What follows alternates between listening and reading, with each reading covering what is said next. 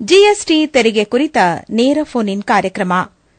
ಕೇಳುಗರ ಪ್ರಶ್ನೆಗಳಿಗೆ ಉತ್ತರಿಸಲಿದ್ದಾರೆ ಬೆಂಗಳೂರಿನ ವಾಣಿಜ್ಯ ತೆರಿಗೆ ಇಲಾಖೆಯ ಅಪರ ಆಯುಕ್ತರು ಹಾಗೂ ಕರ್ನಾಟಕ ಮೇಲ್ಮನವಿ ಪ್ರಾಧಿಕಾರದ ಸದಸ್ಯರಾದ ಪದ್ಮಾಕರ ಆರ್ ಕುಲಕರ್ಣಿ. ಇವರೊಂದಿಗೆ ಭಾಗವಹಿಸುತ್ತಾರೆ ಎನ್ ಕೇಶವಮೂರ್ತಿ ಹಾಗೂ ಬೇದ್ರೆ ಮಂಜುನಾಥ್. ಕರೆ ಮಾಡಲು ನಮ್ಮ ದೂರವಾಣಿ ಸಂಖ್ಯೆಗಳು 25125882 ಹಾಗೂ 25150889, ಮೈಸೂರಿನ ಎಸ್ಟಿಡಿ ಕೋಡ್ 0821. ಕೇಳುಗರೆಲ್ಲರಿಗೂ ನಮಸ್ಕಾರ. Goods and services tax GST ಕುರಿತಾದ ನೇರ ಫೋನ್ ಇನ್ ಕಾರ್ಯಕ್ರಮಕ್ಕೆ ಕೇಳುಗರೆ ನಿಮಗೆ ಪ್ರೀತಿಯ ಸ್ವಾಗತ. ನಿಮ್ಮ ಪ್ರಶ್ನೆಗಳಿಗೆ ಉತ್ತರಿಸ್ತಾ ಇದ್ದಾರೆ ವಾಣಿಜ್ಯ ತೆರಿಗೆ ಇಲಾಖೆಯ ಅಪರ ಆಯುಕ್ತರಾದ ಪದ್ಮಾಕರ ಆರ್ ಕುಲಕರ್ಣಿ, ಹಾಗೆ ಇವರು ಕರ್ನಾಟಕ ಮೇಲ್ಮನವಿ ನ್ಯಾಯಾಧಿಕರಣದ ಸದಸ್ಯರು ಕೂಡ. ಪದ್ಮಾಕರ ಆರ್ ಕುಲಕರ್ಣಿ ಅವರೇ ನಮಸ್ಕಾರ. ನಮಸ್ಕಾರ. ಕೇಶವಮೂರ್ತಿ ಅವರೇ ನಮಸ್ಕಾರ. ಕೇಳುಗರೆ, ನೀವೀಗ ನೇರವಾಗಿ ಕರೆ ಮಾಡಬಹುದು. ನಮ್ಮ ದೂರವಾಣಿ ಸಂಖ್ಯೆಗಳನ್ನು ಮತ್ತೊಮ್ಮೆ ಹೇಳ್ತಾ ಇದ್ದೇವೆ, ಬರೆದುಕೊಳ್ಳಿ. 25125882, 25150889, ಎಸ್ಟಿಡಿ ಕ್ರಮ ಸಂಖ್ಯೆ 0821. ಮೊದಲ ದೂರವಾಣಿ ಕರೆ ಎಲ್ಲಿಂದ ಯಾರು ಮಾಡ್ತಾ ಇದ್ದಾರೆ ನೋಡೋಣ. ನಮಸ್ತೆ ಆಕಾಶವಾಣಿ. ನಮಸ್ತೆ ಸರ್, ಮಾತಾಡಿ. ಯಾರು, ಎಲ್ಲಿಂದ? ಕೇಶವಮೂರ್ತಿ ಅವರಿಗೂ ಹಾಗೂ ಜಿಎಸ್ಟಿ ತೆರಿಗೆ ಅಧಿಕಾರಿಗಳಿಗೂ ಕ್ಯಾಬಿನೆಟ್ ಸದಸ್ಯರು ಮಾಡೋ ಧನ್ಯವಾದಗಳು ಸರ್. ಮಾತಾಡಿ ಸರ್, ಪ್ರಶ್ನೆ ಕೇಳಿ. ಸರ್, ಯೂರಿಯಾಗಳು ರಸಗೊಬ್ಬರಗಳು ತಗೋತೀವಿ ಸರ್. ರಸಗೊಬ್ಬರ ತಗೋಬೇಕಾದ್ರೆ ಅದನ್ನ ಜಿಎಸ್ಟಿ ತೆರಿಗೆ ಹಾಕಿದ್ರೆ ರೈತರಿಗೆ ಸಿಕ್ಕಾಪಟ್ಟೆ ಹೊರೆ ಆಗಲ್ಲ ಸರ್? ರಸಗೊಬ್ಬರದ ಮೇಲೆ ತೆರಿಗೆ ಇದೆ. ಈ ರಸಗೊಬ್ಬರದ ಮೇಲೆ ತೆರಿಗೆ ವಿಧಿಸಬೇಕು ಅನ್ನೋ ನಿರ್ಧಾರನ ಜಿಎಸ್ಟಿ ಕೌನ್ಸಿಲ್ ಅಲ್ಲಿ ತಗೊಳ್ತಾರೆ. ಯಾವ ಸರಕಿಗೆ ತೆರಿಗೆ ವಿನಾಯಿತಿ ಕೊಡಬೇಕು, ಯಾವುದ ಸರಕಿಗೆ ತೆರಿಗೆ ವಿಧಿಸಬೇಕು, ಎಷ್ಟು ತೆರಿಗೆ ವಿಧಿಸಬೇಕು, ಇದೆಲ್ಲವನ್ನು ಜಿಎಸ್ಟಿ ಕೌನ್ಸಿಲ್ನ ಅಧ್ಯಕ್ಷರಾಗಿ ಕೇಂದ್ರ ಹಣಕಾಸು ಮಂತ್ರಿಗಳಿರ್ತಾರೆ. ಎಲ್ಲ ರಾಜ್ಯದ ಹಣಕಾಸು ಮಂತ್ರಿಗಳು ಅದರ ಸದಸ್ಯರಾಗಿರ್ತಾರೆ. ಅವರು ಆ ಕೌನ್ಸಿಲ್ ಸಭೆಗಳಲ್ಲಿ ತೆಗೆದುಕೊಳ್ಳುವ ನಿರ್ಧಾರದ ಪ್ರಕಾರ, ಆಮೇಲೆ ತಮ್ಮ ಮಾಹಿತಿಗೆ ಹೇಳಬೇಕಂದ್ರೆ ರಸಗೊಬ್ಬರದ ಮೇಲೆ ಈವನ್ ಕರ್ನಾಟಕ ಮಾರಾಟ ತೆರಿಗೆ ಅವಧಿಯಲ್ಲಿ ಮತ್ತು ಕರ್ನಾಟಕ ಮೌಲ್ಯವರ್ಧಿತ ತೆರಿಗೆ ಅಂದ್ರೆ ಕರ್ನಾಟಕ ವ್ಯಾಟ್ ಆಕ್ಟ್ 2003 ಅಡಿಯಲ್ಲಿಯೂ ಸಹ ತೆರಿಗೆ ಇತ್ತು. ಆದರೆ ಕಡಿಮೆ ಇದೆ, 5% ತೆರಿಗೆ ಮಾತ್ರ ಇದೆ. ಹೊರೆ ಜಾಸ್ತಿ ಆದ್ರೆ ರೈತರಿಗೆ ಆತ್ಮಹತ್ಯೆಗಳು ಜಾಸ್ತಿ ಇದೆ ಅಂತ ಸರ್. ಸರ್, ಅದು ರಸಗೊಬ್ಬರ ಕೇಂದ್ರ ಸರ್ಕಾರದ ಪಾಲಿಸಿ ಮ್ಯಾಟರ್, ನಾವು ಚರ್ಚೆ ಮಾಡ್ಲಿಕ್ಕೆ ಬರಲ್ಲ. ಈಗ ನಾವು ಜಿಎಸ್ಟಿ ಇಲ್ಲಿ ಏನು ಅನುಭವಿಸ್ತಾ ಇದ್ದಾರೆ ವ್ಯಾಪಾರಸ್ಥರು, ಮತ್ತೆ ಏನ್ ತೊಂದರೆಗೆ ಅಂತ ಹೇಳಿ ಇಷ್ಟು ವರ್ಷ ಎಲ್ಲ ಸ್ವಲ್ಪ ಏನೋ ಗಡಿಬಿಡಿ ಮಾಡ್ಕೊಂಡಿದ್ರು, ನಿನ್ನೆಯಿಂದ ಒಂಚೂರು ನಿರಾಳವಾಗಿದ್ದಾರೆ. ಇವತ್ತು ಅವರು ವರ್ತಕರು ಕೂಡ ತುಂಬಾ ಖುಷಿಯಾಗಿದ್ದಾರೆ. ಡಾಕ್ಟರ್ ನಮ್ಮ ಜೊತೆಗೆ ಇರ್ತಕ್ಕಂಥ ಅಪರ ಆಯುಕ್ತರಿದ್ದಾರೆ. ಅವರು ನಿಮ್ಮ ಪ್ರಶ್ನೆಗಳಿಗೆ ಉತ್ತರ ಹೇಳೋದಕ್ಕಿಂತ ಮುಂಚೆ ಸರ್ ಸ್ವಲ್ಪ ಸಿಂಪ್ಲಿಫೈ ಮಾಡಿ ಈ ಜಿಎಸ್ಟಿ ಬಗ್ಗೆ ಪರಿಚಯ ಮಾಡಿಕೊಡಿ. ಯಾಕಂದ್ರೆ ಯಾವ್ಯಾವುದಕ್ಕೆ ಅಪ್ಲೈ ಆಗಲ್ಲೋ ಅವರೆಲ್ಲ ನಂದು ಅಂತ ಬಂತದೆ, ಅದು ಸಮಸ್ಯೆ ಆಗ್ತಾ ಇರೋದು. ಬಹಳ ಉತ್ತಮವಾದ ಪ್ರಶ್ನೆ ಶ್ರೀ ಬೇದ್ರೆ ಅವರು ಕೇಳಿದ್ದಾರೆ. ಯಾಕಂದ್ರೆ ಸರಕು ಮತ್ತು ಸೇವಾ ತೆರಿಗೆ ಜಾರಿಗೆ ಬಂದು ಆಗಲೇ 8 ವರ್ಷ ಆಯಿತು, ಜುಲೈ 1ನೇ ತಾರೀಕಿಗೆ. ಹೀಗಾಗಿ ನಾನು ಅದರ ಬಗ್ಗೆ ಹೇಳಲಿಲ್ಲ. ನಮ್ಮ ದೇಶದಲ್ಲಿ ತೆರಿಗೆ ಇತಿಹಾಸಕ್ಕೆ ಹೋದ್ರೆ ಬಹಳ ಹಿಂದಿನಿಂದನೂ ಇದೆ. ಅಂದ್ರೆ ಮಹಾಭಾರತದ ನಾವು ಯುದ್ಧ ಮುಗಿದ ಮೇಲೆ ಶಾಂತಿ ಪರ್ವದಲ್ಲಿ ಯುಧಿಷ್ಠರ ಭೀಷ್ಮರ ಜೊತೆ ಹತ್ರ ರಾಜಕೀಯ ಇದರ ಮಾರ್ಗದರ್ಶನ ಕೋರಿದಾಗ ಅವರು ತೆರಿಗೆ ಹೇಗೆ ವಿಧಿಸಬೇಕು ಅನ್ನೋದನ್ನು ಹೇಳ್ಕೊಡ್ತಾರೆ. ಜೇನು ಹೂವಿನಿಂದ ಮಕರಂದ ಹೇಗೆ ಹೀರ್ಕೊಳ್ಳುತ್ತೋ ಹಾಗೆ ಒಬ್ಬ ರಾಜನಾದವನು ತೆರಿಗೆ ವಿಧಿಸಬೇಕು ಅಂತ ಹೇಳ್ತಾರೆ. ಇದು ನಮ್ಮ ಇತಿಹಾಸ.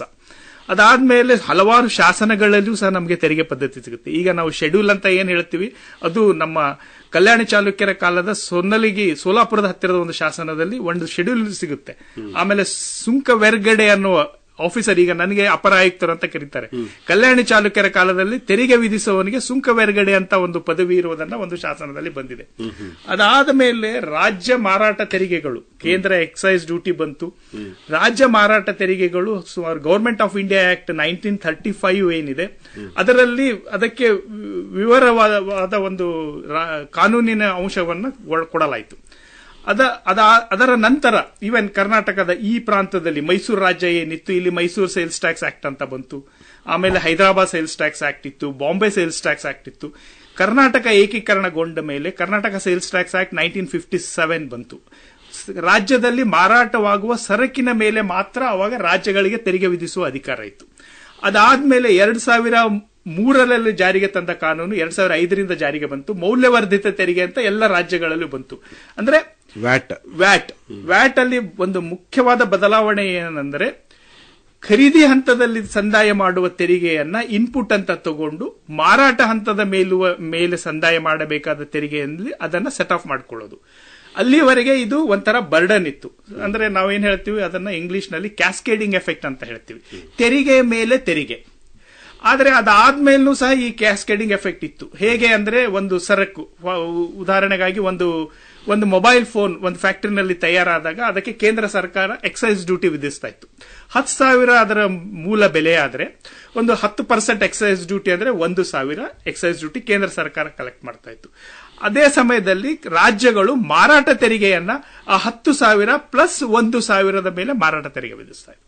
ಮತ್ತೆ ಸಬ್ಸಿಕ್ವೆಂಟ್ ಹಂತದಲ್ಲಿ ಅದಕ್ಕೆ ಎಂಟ್ರಿ ಟ್ಯಾಕ್ಸ್ ಇರ್ತಾ ಇತ್ತು. ಅದು ಬೇರೆ ರಾಜ್ಯಕ್ಕೆ ಹೋದರೆ ಸೆಂಟ್ರಲ್ ಸೇಲ್ಸ್ ಟ್ಯಾಕ್ಸ್ ಇರ್ತಾ ಇತ್ತು.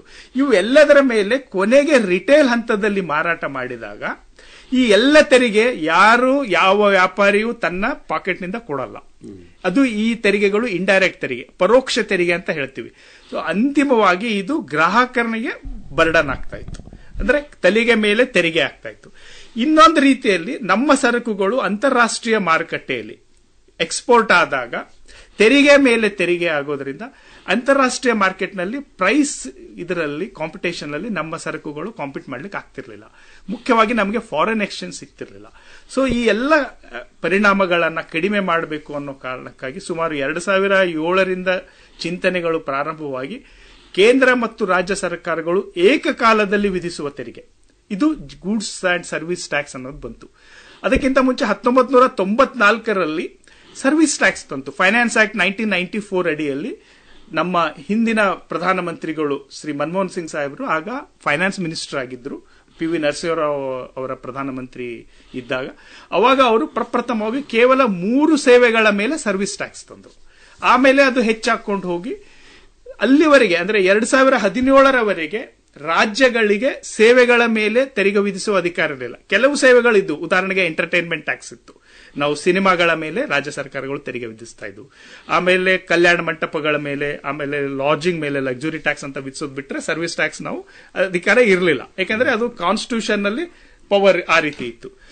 ಈ 2017ರಲ್ಲಿ ನಡೆದ ಕಾನ್ಸ್ಟಿಟ್ಯೂಷನ್ ಅಮೆಂಡ್ಮೆಂಟ್ ಅಲ್ಲಿ ರಾಜ್ಯ ಮತ್ತು ಕೇಂದ್ರಕ್ಕೆ ಏಕಕಾಲದಲ್ಲಿ, ಯಾಕಂದ್ರೆ ಕೇಂದ್ರಕ್ಕೆ ಮಾರಾಟದ ಮೇಲೆ ತೆರಿಗೆ ವಿಧಿಸುವ ಅಧಿಕಾರ ಇರಲಿಲ್ಲ. ಸೊ ಎರಡಕ್ಕೂ ಸಹ ಏಕಕಾಲದಲ್ಲಿ ಗೂಡ್ಸ್ ಅಂಡ್ ಸರ್ವಿಸ್ ಎರಡರ ಮೇಲೂ ತೆರಿಗೆ ವಿಧಿಸುವ ಅಧಿಕಾರ ಸಿಕ್ತು. ಇನ್ನೊಂದು ಮುಖ್ಯವಾದ ಬದಲಾವಣೆ ಅಂದರೆ ಜಿಎಸ್ಟಿಯಲ್ಲಿ ದೇಶದ ಯಾವುದೇ ಮೂಲೆಯಿಂದ ಸರಕನ್ನು ಯಾವುದೇ ಮೂಲೆಗೆ, ಈವನ್ ಸೇವೆಯನ್ನು ಸಹ ಯಾವುದೇ ಮೂಲೆಯಿಂದ ಯಾವುದೇ ಮೂಲೆಗೂ ಬಂದರೂ ಸಹ ಅದರ ಮೇಲೆ ಅಲ್ಲಿ ಸಂದಾಯ ಮಾಡುವ ತೆರಿಗೆ ಇನ್ಪುಟ್ ಟ್ಯಾಕ್ಸ್ ಇಲ್ಲಿ ತಗೊಳ್ಳಬಹುದು. ಸೊ ಇದನ್ನ ನಾವು ಇನ್ಪುಟ್ ಟ್ಯಾಕ್ಸ್, ಒಂದು is of input tax claim ಅಂತ ಹೇಳ್ತೀವಿ. ಆಮೇಲೆ ನಾವು ಡೆಸ್ಟಿನೇಷನ್ ಬೇಸ್ಡ್ ಟ್ಯಾಕ್ಸೇಷನ್ಗೆ ಹೋದ್ವಿ. ಹಿಂದೆ ಒರಿಜಿನ್ ಬೇಸ್ಡ್ ಇತ್ತು. ಈ ಕರ್ನಾಟಕ, ತಮಿಳುನಾಡು, ಗುಜರಾತ್ ರಾಜ್ಯಗಳು, ನಮ್ಮಲ್ಲಿ ಸಿಮೆಂಟ್ ಮ್ಯಾನುಫ್ಯಾಕ್ಚರ್ ಆಗ್ತಿತ್ತು. ಬೇರೆ ರಾಜ್ಯಗಳಿಗೆ ಹೋದಾಗ CST ಬರ್ತಿತ್ತು. ಆದ್ರೆ ಈಗ ಹಾಗಿಲ್ಲ. ನಾವು IGST ಕಲೆಕ್ಟ್ ಮಾಡ್ತೀವಿ ಕರ್ನಾಟಕನಲ್ಲಿ, ಬೇರೆ ರಾಜ್ಯಕ್ಕೆ ಹೋದ್ರೆ, ಆದ್ರೆ ಆ ಎಂಟೈರ್ ತೆರಿಗೆ ಆ ರಾಜ್ಯಕ್ಕೆ ಹೋಗುತ್ತೆ. ಸೊ ಎಲ್ಲಿ ಸರಕುಗಳು ಮತ್ತು ಸೇವೆಗಳು ಉಪಭೋಗಿಸಲ್ಪಡುತ್ತವೆ ಅಂದ್ರೆ ಕನ್ಸ್ಯೂಮ್ ಮಾಡುತ್ತಾರೆ, ಅಲ್ಲಿಗೆ ಹೋಗುತ್ತೆ. ಇದು ಒಂದು ಬಹಳ ಮಹತ್ವಪೂರ್ಣವಾದ ಮೈಲುಗಲ್ಲು ಅಂತ ಹೇಳ್ಬೋದು. ಏಕರೂಪದ ತೆರಿಗೆ ಒಂದು ಸಣ್ಣ ಡೌಟ್ ಇದೆ ಜನಕ್ಕೆ. CGST, SGST, IGST 3 ಟರ್ಮ್ ಇದೆ. ಇದು ಈಗಲೂ ಕನ್ಫ್ಯೂಸಿವ್. ಯಾಕಂದ್ರೆ ನಾವು ಸ್ಟೇಟಿಗೇನು ಕೊಟ್ಟೇ ಇಲ್ಲ ಅಂತ ಕೆಲವರು, ಇಲ್ಲ ಸೆಂಟ್ರಲ್ಲೇ ಎಲ್ಲ ತಗೊಂಡ್ಬಿಡತ್ತೆ ಅಂತ. ಇದೊಂಚೂರು ಕ್ಲಾರಿಫೈ ಮಾಡಿ. ಓಕೆ, ನಾನು ನನ್ನ ಮಾತಿನ ಕೊನೆಗೆ ಒಂದು ಹೇಳಿದೆ ಹಿಂದಿನ ಪ್ರಶ್ನೆಗೆ ಉತ್ತರ ಕೊಡುವಾಗ. IGST ಅಂದ್ರೆ integrated goods and service tax, CGST ಅಂದ್ರೆ central goods and service tax, SGST ಅಂದ್ರೆ state goods and service tax. ಈಗ ಒಂದು ಸರಕಿಗೆ 5% GST ಇದೆ ಅಂದ್ರೆ 2.5% SGST ಇರುತ್ತೆ, 2.5% CGST ಈಕ್ವಲ್. ಅದೇ ರೀತಿ 12 ಇದ್ದಾಗ, 18 ಇದ್ದಾಗ, 28 ಇದ್ದಾಗ ಅದೇ ಸರಕು ಅಂದ್ರೆ ರಾಜ್ಯದಲ್ಲಿ ಮಾರಾಟ ಆಗುವ ಈ ರೀತಿ ಇರುತ್ತೆ. ಈಗ ನೀವು ಯಾವುದೇ ಒಂದು ಇನ್ವಾಯ್ಸ್, ನೀವು ಒಂದು ಯಾವ್ದಾದ್ರು ಸರಕು ಖರೀದಿ ಮಾಡಿದ್ರೆ ಇನ್ವಾಯ್ಸ್ ನೋಡಿದ್ರೆ ನಿಮ್ಗೆ ನೆನಪಿದ್ರೆ ಒಂದು 8 ವರ್ಷದ ಹಿಂದೆ ಇನ್ವಾಯ್ಸ್ ನಲ್ಲಿ ಕೇವಲ ವ್ಯಾಟ್ ಅಂತ ಹಾಕ್ತಿದ್ರು, ಒಂದೇ ಇತ್ತು ವ್ಯಾಟ್ ಅಂತ ಹಾಕ್ತಿದ್ರು. ಯಾಕಂದ್ರೆ ಎಕ್ಸೈಸ್ ಡ್ಯೂಟಿ ಎಲ್ಲ ಅಲ್ಲಿ ತೋರಿಸ್ತಿರಲಿಲ್ಲ ಕನ್ಸ್ಯೂಮರ್ಗೆ. ಈಗ ಅಲ್ಲಿ SGST ಮತ್ತು CGST ಅಂತ ಇರುತ್ತೆ. ಸೊ ಅದೇ ಸರಕು ಅಂತರ್ರಾಜ್ಯದಲ್ಲಿ ಮಾರಾಟ ಮಾಡಿದಾಗ rate of tax will be same 5-12 ಇರುತ್ತೆ. ಬಟ್ ಅಲ್ಲಿ ಒಂದೇ ಹಾಕ್ತಾರೆ, ಸ್ಪ್ಲಿಟ್ ಮಾಡಲ್ಲ. IGST ಅಂತ ಒಂದೇ ಹಾಕ್ತಾರೆ. ಆ ರಾಜ್ಯಕ್ಕೆ ಹೋದಾಗ ಅದರಲ್ಲೂ ಅರ್ಧ ಸೆಂಟ್ರಲ್ಗೆ ಹೋಗುತ್ತೆ, ಅರ್ಧ ಆ ರಾಜ್ಯಕ್ಕೆ ಹೋಗುತ್ತೆ. ಅದನ್ನ ಅವರು ಮತ್ತೆ ಇನ್ಪುಟ್ ಟ್ಯಾಕ್ಸ್ ತಗೊಳ್ಬಹುದು. ಇದು ಸರಳವಾದ್ದು. ಇದಕ್ಕೆ ರಿಜಿಸ್ಟ್ರೇಷನ್ ಎಲ್ಲ ವರ್ತಕರು ಮಾಡಿಸಿರ್ತಾರೆ. ದೇಶದಾದ್ಯಂತ ಏಕರೂಪದ ತೆರಿಗೆ ಇದೆ ಅನ್ನೋದು ನಂಬಿಕೆ ವಾಸ್ತವಿಕನೇ ಅಲ್ಲ. ಮಧ್ಯದಲ್ಲಿ ಗಲಾಟೆ ಆಗಿದ್ದು, ನಿನ್ನೆ ವೇವ್ ಆಫ್ ಮಾಡಿದ್ದು ಅಂತ ಬಂತಲ್ಲ, ಇದಕ್ಕೊಂದು ಉತ್ತರ ಕೊಟ್ಬಿಟ್ಟು ಮುಂದಿನ ಕರೆಗಳನ್ನು ತಗೊಳ್ಳೋಣ ನಾವು. ಯಾಕೆಂದ್ರೆ ತುಂಬಾ ಜನಕ್ಕೆ ಇವತ್ತಿಂದ ಹಾಲು ಸಿಗಲ್ಲ, ನಾಳೆಯಿಂದ ಕಾಫಿ ಸಿಗಲ್ಲ ಅಂತ ತುಂಬಾ ಟೆನ್ಷನ್ ಮಾಡ್ಕೊಂಡಿದ್ರು. ಇಲ್ಲ, ಪರವಾಗಿಲ್ಲ. ಆಮೇಲೆ ಒಂದು ಸ್ಪಷ್ಟನೆ ಕೊಡಬೇಕಂದ್ರೆ GST ಪೇಮೆಂಟ್ ಮೇಲೆ ಇಲ್ಲ, ಅರ್ಥ ಮಾಡ್ಕೊಳ್ಳಿ. ಪೇಮೆಂಟಿಗಲ್ಲ. ಯಾವುದೇ UPI ಮಾಡಿ, ನೀವು ಗೂಗಲ್ ಪೇ ಮಾಡಿ, ಫೋನ್ ಪೇ ಮಾಡಿ, ಕ್ಯಾಶ್ ಕೊಡಿ, ಚೆಕ್ ಕೊಡಿ, ನೆಫ್ಟ್ ಮಾಡಿ, GST ಪೇಮೆಂಟ್ ಮೇಲೆ ಇಲ್ಲ. ಸೊ ಪೇಮೆಂಟಿಗೆ ಏನು ಪ್ರಾಬ್ಲಮ್ ಇಲ್ಲ, ತಗೊಳ್ಳಿ. ಎಸ್, GST ಇರೋದು ಟ್ರಾನ್ಸಾಕ್ಷನ್ಸ್, ಸರಕು ಮತ್ತು ಸೇವೆಗಳ ಟ್ರಾನ್ಸಾಕ್ಷನ್ಸ್ ಮೇಲೆ. ನೀವು ಸರಕು ಮತ್ತು ಸೇವೆನ ಸಪ್ಲೈ ಮಾಡಿ ದುಡ್ಡು ತಗೊಂಡ್ರೆ ಅದಕ್ಕೆ ನೀವು ನೋಂದಣಿಗೆ ಬಾಧ್ಯರಾಗ್ತೀರಿ. ಅದಕ್ಕೂ ಸಹ 40 ಲಕ್ಷದವರೆಗೆ ನಿಮ್ಮ ಮಾರಾಟ ಇದ್ರೆ ನಿಮಗೆ ತೆರಿಗೆ ನೋಂದಣಿ ಬೇಕಿಲ್ಲ. ನಿಮಗೆ ಬೇಕು ಇನ್ಪುಟ್ ಟ್ಯಾಕ್ಸ್ ಕ್ಲೇಮ್ ಮಾಡಬೇಕು, ಅಥವಾ ನೀವು ಒಂದು ಇಂಡಸ್ಟ್ರೀಸ್ಗೆ ಸಪ್ಲೈ ಮಾಡ್ತೀರಾ, ಅಥವಾ ಕೆಲವೊಂದು ಪ್ರೈವೇಟ್ ಫರ್ಮ್ಸ್, ಗವರ್ಮೆಂಟ್ ಡಿಪಾರ್ಟ್ಮೆಂಟ್ಸ್ ನಮಗೆ ಸಪ್ಲೈ ಕೊಡಬೇಕಾದ್ರೆ ನೀನು GST ರಿಜಿಸ್ಟ್ರೇಷನ್ ತಗೊಳ್ಬೇಕು ಅಂತ ಹೇಳೋದ್ರಿಂದ ನಿಮ್ಗೆ ತಗೊಳ್ಬೇಕಾದ್ರೆ ನೀವು ವಾಲಂಟಿಯರ್ ಆಗಿ ತಗೊಳ್ಬಹುದು. 40 ಲಕ್ಷಕ್ಕಿಂತ ಕಡಿಮೆ ಟರ್ನ್ ಓವರ್ ಇದ್ರೂ ನೀವು ತಗೊಳ್ಬಹುದು. ಇಲ್ಲ ಅಂದ್ರೆ 40 ಲಕ್ಷದವರೆಗೆ ನಿಮ್ಮ ಟರ್ನ್ ಓವರ್ ಇದು ಎಲ್ಲಾನು ಬಂತು. ಕೇವಲ ನಿಮ್ಮ UPI ಪೇಮೆಂಟ್ ಅಲ್ಲ, ನೀವು ಕ್ಯಾಶ್ ರಿಸೀವ್ ಮಾಡಿದ್ರು ಅಕೌಂಟ್ ಮಾಡಬೇಕು, ಚೆಕ್ ತಗೊಂಡ್ರು ಅಕೌಂಟ್ ಮಾಡಬೇಕು. ಗೂಡ್ಸ್ ಮಾತ್ರ ಮಾರಾಟ ಮಾಡ್ತಾ ಇದ್ರೆ 40 ಲಕ್ಷದವರೆಗೆ, ಸೇವೆಗಳು ಮಾಡ್ತಾ ಇದ್ರೆ 20 ಲಕ್ಷ, ಎರಡೂ ಮಾಡ್ತಾ ಇದ್ರೆ 20 ಲಕ್ಷ. ಉದಾಹರಣೆಗೆ ಈಗ ನೀವು ಒಂದು ಹಾರ್ಡ್ವೇರ್ ಶಾಪ್ ನಡೆಸ್ತೀರಾ ಅಥವಾ ಒಂದು ಎಲೆಕ್ಟ್ರಿಕ್ ಶಾಪ್ ನಡೆಸ್ತೀರಾ, ಅದ್ರಲ್ಲಿ ನೀವು ಎಲೆಕ್ಟ್ರಿಕಲ್ ಗೂಡ್ಸ್ ಸೇಲ್ ಮಾಡ್ತೀರಾ, ಬರೀ ಅದು ಮಾಡ್ತಾ ಇದ್ರೆ 40 ಲಕ್ಷದವರೆಗೆ ನೀವು ಟರ್ನ್ ಓವರ್ ವರೆಗೆ ರಿಜಿಸ್ಟ್ರೇಷನ್ ಬೇಕಿಲ್ಲ. ಅದ್ರ ಜೊತೆಗೆ ನೀವು ಎಲೆಕ್ಟ್ರಿಫಿಕೇಶನ್ ಮಾಡಿಸ್ತೀರಾ, ವೈರಿಂಗ್ ಹಾಕಿಸ್ಕೊಡ್ತೀರಾ, ಸೇವೆ ಮಾಡ್ತೀರಾ, ಲೇಬರ್ಸ್ ಕಳಿಸ್ತೀರಾ, ಆ ದುಡ್ಡು ತಗೊಳ್ತೀರಾ ಅಂದ್ರೆ ನೀವು ಎರಡೂ ಪ್ರೊವೈಡ್ ಮಾಡ್ತಾ ಇದ್ದೀರಾ, ನಿಮಗೆ ಲಿಮಿಟೇಷನ್ 20 ಲಕ್ಷಕ್ಕೆ ಬರುತ್ತೆ. ಸೊ ಹಾಗಾಗಿ ರಿಜಿಸ್ಟ್ರೇಷನ್ ಬೇಕು. ಹಾಗಾದ್ರೆ ಗಲಾಟೆ ಆಗಿದ್ ಯಾಕೆ? ಯಾಕಂದ್ರೆ ಇವ್ರೇನ್ ಕೈಯಿಂದ ಕಟ್ತಾ ಇಲ್ಲ, ಎಲ್ಲಾ ಟ್ಯಾಕ್ಸ್ ಕಟ್ಟೋದು ಕನ್ಸ್ಯೂಮರ್ಸೇ. ಯಾಕಂದ್ರೆ ಅದು ಇಂಡೈರೆಕ್ಟ್ ಟ್ಯಾಕ್ಸ್, ನೀವೇ ಕಟ್ಟೋದು. ಆದ್ರೆ ಕಟ್ಟುವ ಜನ ಏನಾಗುತ್ತೆ? ಅಲ್ಲ, ತಾವು ಹೇಳಿದಾಗೆ ಇದು ಇಂಡೈರೆಕ್ಟ್ ಟ್ಯಾಕ್ಸ್ ಆಗಿರೋದ್ರಿಂದ ನೋಂದಣಿಯಾದ ವರ್ತಕರು ಮಾತ್ರ ತಮ್ಮ ಇನ್ವಾಯ್ಸ್ ಅಲ್ಲಿ ಕಲೆಕ್ಟ್ ಮಾಡಿ ಪೇ ಮಾಡಬೇಕು. ಅದರಲ್ಲಿ ಅಂದ್ರೆ ಕಾಂಪೋಸಿಷನ್ ತಗೊಂಡ್ರೆ ಕಲೆಕ್ಟ್ ಮಾಡೋಂಗಿಲ್ಲ, ಅದೆಲ್ಲ ಇದೆ. ಆದ್ರೆ ನೋಂದಣಿ ಮಾಡದೇ ಇದ್ದಾಗ ನೀವು 40 ಲಕ್ಷ ಕ್ರಾಸ್ ಮಾಡಿ ಇದ್ರೆ ಅದು ನಿಮ್ಮ ಕೈಯಿಂದ ಕೊಡಬೇಕಾಗುತ್ತೆ. ದೂರವಾಣಿ ಕರೆಗಳನ್ನ ತೆಗೆದುಕೊಳ್ಳಕ್ ಶುರು ಮಾಡೋಣ. ನಮಸ್ತೆ ಆಕಾಶವಾಣಿ, ಯಾರು ಎಲ್ಲಿಂದ ಮಾತಾಡ್ತಿರಪ್ಪ? ಸರ್, ಮಳವಳ್ಳಿಯಿಂದ ಮದುವೆ ಅಂತ ಸರ್. ಹೇಳಿ ಮಾದಯ್ಯನವ್ರೆ. ಸರ್, ಈ GST ಏನಿದು ಈ ಗ್ರಾಹಕನಿಗೆ ತುಂಬಾ ಹೊರೆಯಲ್ವ ಸರ್? ಇತ್ತೀಚೆಗೆ ಬಂದದ್ದು, ಮೊದಲು ಅದ್ರ ಬಗ್ಗೆ ಏನು ಇರಲಿಲ್ಲ, ಟ್ಯಾಕ್ಸ್ ಕೊಂಡುಕೊಳ್ಳುವಂತ ಗ್ರಾಹಕನಿಗೆ ಏನು ಇರಲಿಲ್ಲ. ಈಗ ಆ GST ಏನದು ಬಹಳ ಹೊರೆಯಲ್ವಾ ಸರ್? ಮಹಾದೇವಯ್ಯ ಅವರೇ, ತಮ್ಮ ವಯಸ್ಸು ಎಷ್ಟು? Sir 58 sir. 58, ಹೆಚ್ಚು ಕಡಿಮೆ ನನ್ನಷ್ಟೇ ಇದ್ರ, ನನ್ಕಿಂತ ಒಂದು 3 ವರ್ಷ ದೊಡ್ಡವರಾಗಿದ್ರೆ ನಾವು. ದೇವ್ರು ಒಳ್ಳೇದು ಮಾಡಿ ಸರ್. ಧನ್ಯವಾದಗಳು. ತಾವು ಕರ್ನಾಟಕ ಮಾರಾಟ ತೆರಿಗೆ ಅಂತ ಕೇಳಿದಿರಿ, ಸೇಲ್ಸ್ ಟ್ಯಾಕ್ಸ್ ಅಂತ. ಹೌದು ಸರ್, ಹಿಂದೆ ಇತ್ತು ಹಂಗೆ. ಅದರಲ್ಲೂ ಸಹ ಯಾವುದೇ ಸರಕು ಮಾರಾಟ ಆದಾಗ ಟ್ಯಾಕ್ಸ್ ಇತ್ತು, ಗ್ರಾಹಕನಿಗೆ ಇತ್ತು. ಆಮೇಲೆ ವ್ಯಾಟ್ ಬಂತು, ಅಲ್ಲೂ ಇತ್ತು. GST ಬಂದಾಗೂ ಇದೆ. ಹಾಗೆ ನೋಡಿದ್ರೆ GST ನಲ್ಲಿ ಸ್ವಲ್ಪ ಬರ್ಡನ್ ಕಡಿಮೆ ಇದೆ. ಹೌದಾ ಸರ್? ಮೊದಲಿಗಿಂತ ಈಗ ಗ್ರಾಹಕನಿಗೇನು ಹೊರೆ ಇಲ್ವಾ ಸರ್? ಇಲ್ಲ ಇಲ್ಲ ಇಲ್ಲ, ಕಡಿಮೆ ಇದೆ. ನೀವು ತಿಳಿದವರು ಅಧಿಕಾರಿಗಳು, ನೀವು ಅದ್ರಲ್ಲೇ ಅನುಭವಿಸ್ರು, ನಿಮ್ನ ಕೇಳ್ಕವ ಅಂತ ಸರ್. ಇಲ್ಲ ಇಲ್ಲ, ಕಡಿಮೆ ಇದೆ. ಈಗ ನಾನು ಆಗ್ಲೇ ಹೇಳಿದೆ ನನ್ನ ಪ್ರಾರಂಭದಲ್ಲಿ, ತೆರಿಗೆ ಮೇಲೆ ತೆರಿಗೆ ಇಲ್ಲ ಈಗ. ಅವಾಗ ಎಕ್ಸೈಸ್ ಡ್ಯೂಟಿ ಮೇಲೂ ಮಾರಾಟ ತೆರಿಗೆ ಕೊಡ್ತಾ ಇದ್ವಿ.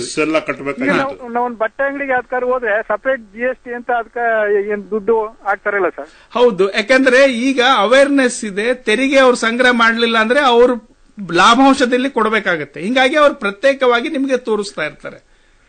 ಮೊದ್ಲೆಲ್ಲ ಮಾಲೀಕರು ಟ್ಯಾಕ್ಸ್ ಕಟ್ಟಬೇಕು, ಕೊಂಡ್ಕೊಳ್ಳೋಲ್ಲ ಅಂತಿರಲ್ಲ. ಯಾವುದೇ ಇದರಲ್ಲೂ ಸಹ ಈ ಮಾರಾಟ ತೆರಿಗೆ ಅಂತ ಏನ್ ಹೇಳ್ತೀವಿ ಅಥವಾ GST ಟೈಪ್ ಏನಿದಾವೆ ಇದೆಲ್ಲವೂ ಗ್ರಾಹಕರೇ ಕೊಡಬೇಕು. ಇದು ಪರೋಕ್ಷ ತೆರಿಗೆ.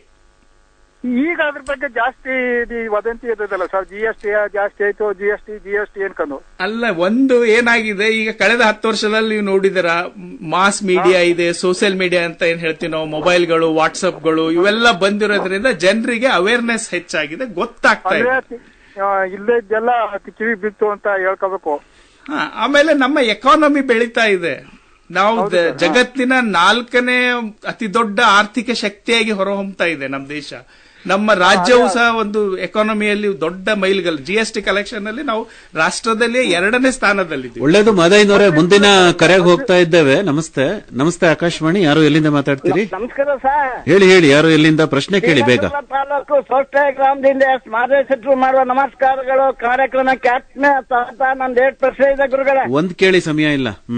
ಸರ್, ಈಗ ನಾವು ಹೋಟ್ಲಲ್ಲಿ ತಿಂಡಿ ತಿಂದಾಗ ಹೋಟ್ಲ್ ತಿಂಡಿಗೆ GST ಆಗ್ತದೆ ಯಾಕೆ ಅಂತ ಒಂದ್ ಪ್ರಶ್ನೆ.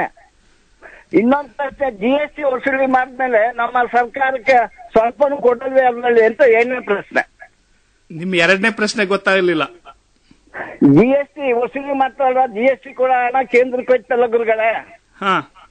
ಆ ಕೇಂದ್ರಕ್ಕೆ ಹೋದ್ಮೇಲೆ ನಮ್ಗೇನಾರ ಭಾಗ ಪಾಲ್ಗೀಲ್ ಏನಾರ ಕೊಟ್ಟ ಎಲ್ಲ ಅವರೇ ಮಡಿಕೊಂಡವ್ರು ಅಂತ ನಾನು ನಿಮ್ ಪ್ರಶ್ನೆ ಗುರುಗಳು. ಆಯ್ತಾ ಪ್ರಶ್ನೆ? ಮೊದಲನೇ ಪ್ರಶ್ನೆಗೆ, ಹೋಟೆಲ್ ಮೇಲೆ ಏನಿದೆ ಅಲ್ಲ ನಿಮ್ಮ ಟರ್ನ್ ಓವರ್, ನಾನು ಆಗ್ಲೇ ಹೇಳಿದೆ, ಸೇವೆಗಳು ಇರೋದ್ರಿಂದ ನಿಮ್ದು 20 ಲಕ್ಷ ಮೇಲೆ ಕ್ರಾಸ್ ಆಗ್ತಿದ್ರೆ ನೀವು ರಿಜಿಸ್ಟ್ರೇಷನ್ ತಗೊಳ್ಬೇಕು. 20 ಲಕ್ಷ ನಿಮ್ ಟರ್ನ್ ಓವರ್ ಆಗ್ತಿರ್ಲಿಲ್ಲ ಅಂದ್ರೆ ನಿಮಗೆ ರಿಜಿಸ್ಟ್ರೇಷನ್ ಬೇಕಿಲ್ಲ. ಆಮೇಲೆ 2ನೇ ಪ್ರಶ್ನೆ ಅಲ್ಲ, ನೀವು ಒಂದು ಪ್ರಶ್ನೆ ಉತ್ತರ ಕೇಳಿ. GST ಕಟ್ಬಿಟ್ಟಿರ್ತಾರಲ್ಲ, ಈ ತಿನ್ನೋ ಪದಾರ್ಥ ಯಾಕೆ ಕಟ್ತಾರ ಸರ್? ಅಲ್ಲ, ನಿಮ್ 2ನೇ ಪ್ರಶ್ನೆಗೆ ಉತ್ತರ ಕೊಡ್ತೀನಿ. GST ನಲ್ಲಿ ಕೇವಲ ಕೇಂದ್ರಕ್ಕೆ ಹೋಗಲ್ಲ. ನೀವು ಯಾವುದೇ ಇನ್ವಾಯ್ಸ್ ನೋಡಿ, ಅಲ್ಲಿ CGST ಇರುತ್ತೆ, SGST ಇರುತ್ತೆ. SGST ರಾಜ್ಯ ಸರ್ಕಾರಕ್ಕೆ ಬರುತ್ತೆ, CGST ಕೇಂದ್ರ ಸರ್ಕಾರಕ್ಕೆ ಹೋಗುತ್ತೆ.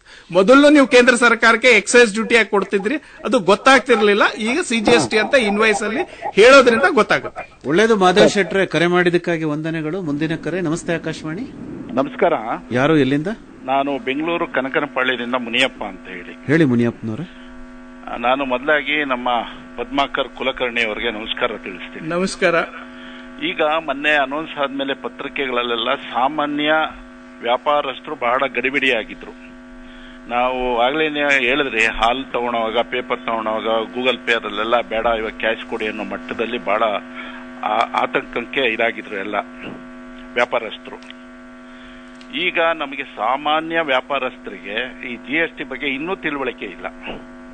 ಆ ಮಟ್ಟಕ್ಕೆ ತಾವು ಏನಾದ್ರೂ ಸಹಕರಿಸ್ತೀರಾ ಅಂತ ನನ್ನ ಒಂದು ಪ್ರಶ್ನೆ. ನಿಮ್ GST ಬಂದಾಗ ಅಂದ್ರೆ 2017ರ ಸಮಯದಲ್ಲಿ ಈವನ್ ನಾವು ಓಣಿಯಲ್ಲಿ ಜಾಥಾಗಳನ್ನ ಮಾಡಿದ್ವಿ ರಾಜ್ಯ ಸರ್ಕಾರ. ಇದು 2 ಸರ್ಕಾರದ ಇದ್ರೂ ಸಹ ರಾಜ್ಯ ಸರ್ಕಾರ ವಾಣಿಜ್ಯ ತೆರಿಗೆ ಇಲಾಖೆ, ನಮ್ಮ ರಾಜ್ಯ ಒಂದೇ ಅಲ್ಲ ಬೇರೆ ರಾಜ್ಯಲ್ಲೂ ಮಾಡಿದ್ವಿ, ನಮ್ಮ ರಾಜ್ಯದಲ್ಲಿ ಬಹಳ ಆಕ್ಟಿವ್ ಆಗಿ ಮಾಡಿದ್ವಿ. ಅಂದ್ರೆ ನಿಮ್ಮ ಅವಾಗ 20 ಲಕ್ಷ ಇತ್ತು. ಮಧ್ಯದಲ್ಲಿ ಬಂದೆ ಸರ್. 20 ಲಕ್ಷನೇ ಇತ್ತು ಲಿಮಿಟ್ ಸರ್. ಒಂದ್ ಮಧ್ಯದಲ್ಲಿ ಬಂದೆ ಪ್ಲೀಸ್. ಒಂದು. 2ನೇದು, ಯಾವ ರೀತಿ ಟ್ಯಾಕ್ಸ್ ಕಟ್ಟಬೇಕು, ಎಲ್ಲಿ ಕಟ್ಟಬೇಕು, ಹೇಗೆ ಅನ್ನೋದು ಕೂಡ ನಮ್ಮ ಜನಗಳಲ್ಲಿ ಗೊಂದಲ ಇದೆ. ದಯಮಾಡಿ ಮತ್ತೆ ಅದು ಯಾವ್ದನ್ನ ಈ TV ಮಾಧ್ಯಮಗಳಲ್ಲೋ ರೇಡಿಯೋ ಮಾಧ್ಯಮಗಳಲ್ಲೋ ದಯಮಾಡಿ ಅದನ್ನ ಬಿತ್ತರಿಸಿದ್ರೆ ಸಾಮಾನ್ಯ ಜನಕ್ಕೆ ಹಾಗೂ ಈ ರಸ್ತೆ ಬದಿಗಳ ವ್ಯಾಪಾರಗಳಿಗೆ ತುಂಬಾ ಅನುಕೂಲತೆ ಆಗುತ್ತೆ. ಅವರೆಲ್ಲ ಎಜುಕೇಟೆಡ್ ಅಲ್ಲ, ನೀವು ಚಿತ್ರಣದಲ್ಲಿ ತೋರಿಸ್ಕೊಡ್ಬೇಕಾಗುತ್ತೆ. ದಯಮಾಡಿ ಅದ ಅನುಕೂಲತೆ ಮಾಡಿಕೊಡ್ಬೇಕು ಅಂತ ತಮ್ಮಲ್ಲಿ ಕಳಕಳಿಯ ಧನ್ಯವಾದಗಳು. ಇದನ್ನ ನಾನು ನಮ್ಮ ಆಯುಕ್ತರ ಕಚೇರಿಗೆ ಒದಗಿಸ್ತೀವಿ. ಈಗಾಗಲೇ ಇದೆ ನಮ್ಮ ಹೆಲ್ಪ್ ಡೆಸ್ಕ್ಗಳಲ್ಲಿದೆ, ವಿಡಿಯೋಗಳನ್ನ ನಾವು ಬಿಟ್ಟಿದ್ದೀವಿ. ನೀವು ವೆಬ್ಸೈಟ್ ಅಲ್ಲಿ ನೋಡಿದ್ರೆ ವಿಡಿಯೋಗಳೇ ಇದೆ, ಯಾವ ರೀತಿ ರಿಜಿಸ್ಟ್ರೇಷನ್ ತಗೊಳ್ಬೇಕು ಎಲ್ಲ ಮನೆಯಲ್ಲೇ ಕುತ್ಕೊಂಡು ಮಾಡಬಹುದು. ಆನ್ಲೈನ್ ಅಲ್ಲಿ ಸಬ್ಮಿಟ್ ಮಾಡಬೇಕು, ಸ್ಕ್ಯಾನ್ ಮಾಡಿ. ನೀವು ಒಂದು ಮೊಬೈಲ್ ಫೋನ್ ಇದ್ರೆ ರಿಜಿಸ್ಟ್ರೇಷನ್ ತಗೊಳ್ಬಹುದು. ಮುಂದಿನ ದೂರವಾಣಿ ಕರೆ. ನಮಸ್ತೆ ಆಕಾಶವಾಣಿ. ಹಲೋ, ನಮಸ್ಕಾರ. ಹೇಳಿ ಸರ್, ಯಾರು ಎಲ್ಲಿಂದ? ನಮಸ್ಕಾರ ಸರ್, ನಾನು ಮುಂಬೈನಿಂದ ಪ್ರಕಾಶ್ ಜೋಶಿ ಅಂತ ಹೇಳಿ ಮಾತಾಡೋದು. ಹೇಳಿ ಪ್ರಕಾಶ್ ಜೋಶಿ ಅವರು. ಕುಲಕರ್ಣಿ ಸರ್. ನಮಸ್ತೆ, ಹೇಳಿ ಪ್ರಕಾಶ್. ನಮಸ್ಕಾರ ಸರ್. ನಮಸ್ಕಾರ ಸರ್, ಮುಂಬೈನಿಂದ. ಹೇಳಿ. GST ಬಗ್ಗೆ ಸ್ವಲ್ಪ ಕೆಲವೊಂದು ವಿಷಯ ಬೇಕಾಗಿತ್ತು ನಿಮ್ಮ ಹತ್ರ. ನಾನು ಸಣ್ಣ ಪುಟ್ಟ ಅಕೌಂಟ್ಸ್ ನೋಡ್ತಾ ಇದ್ದೀನಿ ನಾನು ಮುಂಬೈದಲ್ಲಿ, ಗೋರೆಗಾಂವ್ ವೆಸ್ಟ್ದಲ್ಲಿ. ಇದು HSN ಕೋಡ್ ಅಂತ ಹೇಳಿ ಈಗ ಕಂಪಲ್ಸರಿ ಅದು HSN ಕೋಡ್ ಹಾಕ್ಬೇಕು ಸರ್ ರಿಟರ್ನ್ ಫೈಲ್ದಲ್ಲಿ. ಅದು ಕೆಲವು ಒಂದಿಷ್ಟು ಟರ್ನ್ ಓವರ್ಗೆ ಇದೆ. ಅಬೌವ್ ದಿಸ್ ಟರ್ನ್ ಓವರ್ ನೀವು ಕಂಪಲ್ಸರಿ HSN ಕೋಡ್ ಹಾಕ್ಬೇಕಾಗುತ್ತೆ. ಸಣ್ಣ ಮಟ್ಟದ ಇವರಿಗೆ ಇಲ್ಲ ಅದು, ಬಟ್ ಒಂದು ಟರ್ನ್ ಓವರ್ ಲಿಮಿಟ್ ಮೇಲೆ ಆದ್ರೆ HSN ಕೋಡ್ ಹಾಕ್ಬೇಕಾಗತ್ತೆ. ಸುಮಾರಾಗಿ ಒಂದು 45-50 ಲಕ್ಷ ಇಯರ್ಲಿ ಇದೆ ರೀ. ಇಯರ್ಲಿ 40-50 ಲಕ್ಷ. ಅವ್ರು ಕಟ್ಟಬೇಕಾ ಅಂತ, ಅವ್ರ HSN ಹಾಕ್ಬೇಕಾ ಅಂತ. ಅಲ್ಲ, HSN ಅಲ್ಲಿ ಬರಲ್ಲ ನಿಮ್ಗೆ. ನೀವು ಯಾವ ರೀತಿ ಸೇಲ್ ಮಾಡ್ತೀರಾ? ಮಂತ್ಲಿ ರಿಟರ್ನ್ ಅಂದ್ರೆ ಮಟೀರಿಯಲ್ ಗೂಡ್ಸ್ ಬಗ್ಗೆ. ಹಾ, ಮಂತ್ಲಿ ನಿಮ್ 40-50 ಲಕ್ಷ ಅಂದ್ರೆ ನಿಮ್ದು 5 ಕೋಟಿ ಮೇಲೆ ಆಯ್ತಲ್ಲ ಟರ್ನ್ ಓವರ್ ವರ್ಷಕ್ಕೆ. ಅಲ್ಲ, ಇಯರ್ಲಿ ಸರ್. ಇಯರ್ಲಿ 40-50 ಲಕ್ಷಕ್ಕೆ HSN ಕೋಡ್ ಕಂಪಲ್ಸರಿ ಇಲ್ಲ, ನೀವು ಚೆಕ್ ಮಾಡಿ. ಯಾಕಂದ್ರೆ ಈಗ ನಾನು ಲಾಸ್ಟ್ ನಮ್ಮ ಹತ್ರ ಒಬ್ಬರಿಗೆ ನಾನು ಸಿಎಗೆ ನಾನು ಪರ್ಚೇಸ್ ಸೇಲ್ಸ್ ಕಳಿಸ್ತಾ ಇದ್ದೀನಿ. ಈಗ 2-3 ಮಂತ್ಸ್ ಆಯ್ತು, ಅವರು HSN ಕೋಡ್ ಹಾಕಿ ಕ್ವಾಂಟಿಟಿನೂ ಅದರಲ್ಲಿ ನಾನು ಮತ್ತೆ ನಿಮ್ದು ಇದು ಕೇಳದ್ ನಾನು ಇವತ್ತು ನಿಮ್ದು, ಅದಕ್ಕೆ ನಾನು ಕೇಳಿದ್ರೆ ಇಲ್ಲ ಅಷ್ಟು ಕಡಿಮೆ ಟರ್ನ್ ಅವರ್ಗೆ ಇಲ್ಲ. ನೀವು ಒಂದ್ಸರಿ ಚೆಕ್ ಮಾಡಿ. ಅಂದ್ರೆ ನೀವು ಸ್ಪೆಸಿಫಿಕ್ ಆಗಿ ಬೇಕಾಗಿರೋದ್ರಿಂದ ನಾವು ಇಲ್ಲಿ ಹೇಳಿಕ್ ಆಗಲ್ಲ ಅದನ್ನ. ಒಳ್ಳೇದು ಜೋಶಿ ಅವರೇ, ಮುಂದಿನ ಕರೆಗೆ ಹೋಗ್ತಾ ಇದ್ದೇವೆ. ನಮಸ್ತೆ ಆಕಾಶವಾಣಿ. ನಮಸ್ತೆ, ಕೇಳಿ ಸರ್, ಪ್ರಶ್ನೆ ಕೇಳಿ ಬೇಗ. ಸರ್ ನಮಸ್ಕಾರ. ಹೇಳಿ ಸರ್. ಹೇಳಿ ಸರ್. ಅದೇ GST ರಿಜಿಸ್ಟ್ರೇಷನ್ ಮಾಡಿಸಿ ಅಂತ ಇದ್ದೀರಲ್ಲ, ಅದು ರಿಜಿಸ್ಟ್ರೇಷನ್ ಮಾಡಿಸ್ಕೊಂಡ್ರೆ ರಿಜಿಸ್ಟ್ರೇಷನ್ ಮಾಡಿಸಿದವ್ರಿಗೆ ಏನಾರು ಸರ್ಕಾರದಿಂದ ಅವರು ಫ್ರೀಯಾಗಿ ಮಾಡ್ಕೊಡ್ತಾರ ಅಥವಾ ಇವರಿಂದ ಹೊರ ಏನಾರು ಅವ್ರಿಗೆ ಬೀಳ್ತದ? GST ರಿಜಿಸ್ಟ್ರೇಷನ್ಗೆ ಯಾವ ಫೀಸು ಇಲ್ಲ. ಹಾ ಸರ್. ನೀವು ಅಲ್ಲಿ ವೆಬ್ಸೈಟ್ ಇದೆ www.gst.gov.in ಗೆ ಹೋಗಿ ನಿಮ್ಮ ಆಧಾರು, ಮೊಬೈಲು, ಪ್ಯಾನ್ ನಂಬರು, ಆಮೇಲೆ ನಿಮ್ದು ರೆಂಟ್ ಅಗ್ರಿಮೆಂಟು, ಎಲೆಕ್ಟ್ರಿಸಿಟಿ ಬಿಲ್ಲು ಇವುಗಳನ್ನ ಅಪ್ಲೋಡ್ ಮಾಡಿದ್ರೆ ಸೆಂಟ್ರಲ್ ಅಥವಾ ಸ್ಟೇಟ್ಗೆ ಹೋಗುತ್ತೆ. ಮತ್ತೇನಾದ್ರೂ ಡಾಕ್ಯುಮೆಂಟ್ಗೆ ಬೇಕಾದ್ರೆ ಅವರು ನಿಮಗೆ ಮೇಲಲ್ಲೇ ಕೇಳ್ತಾರೆ, ನಿಮಗೆ ರಿಜಿಸ್ಟ್ರೇಷನ್ ಕೊಡ್ತಾರೆ.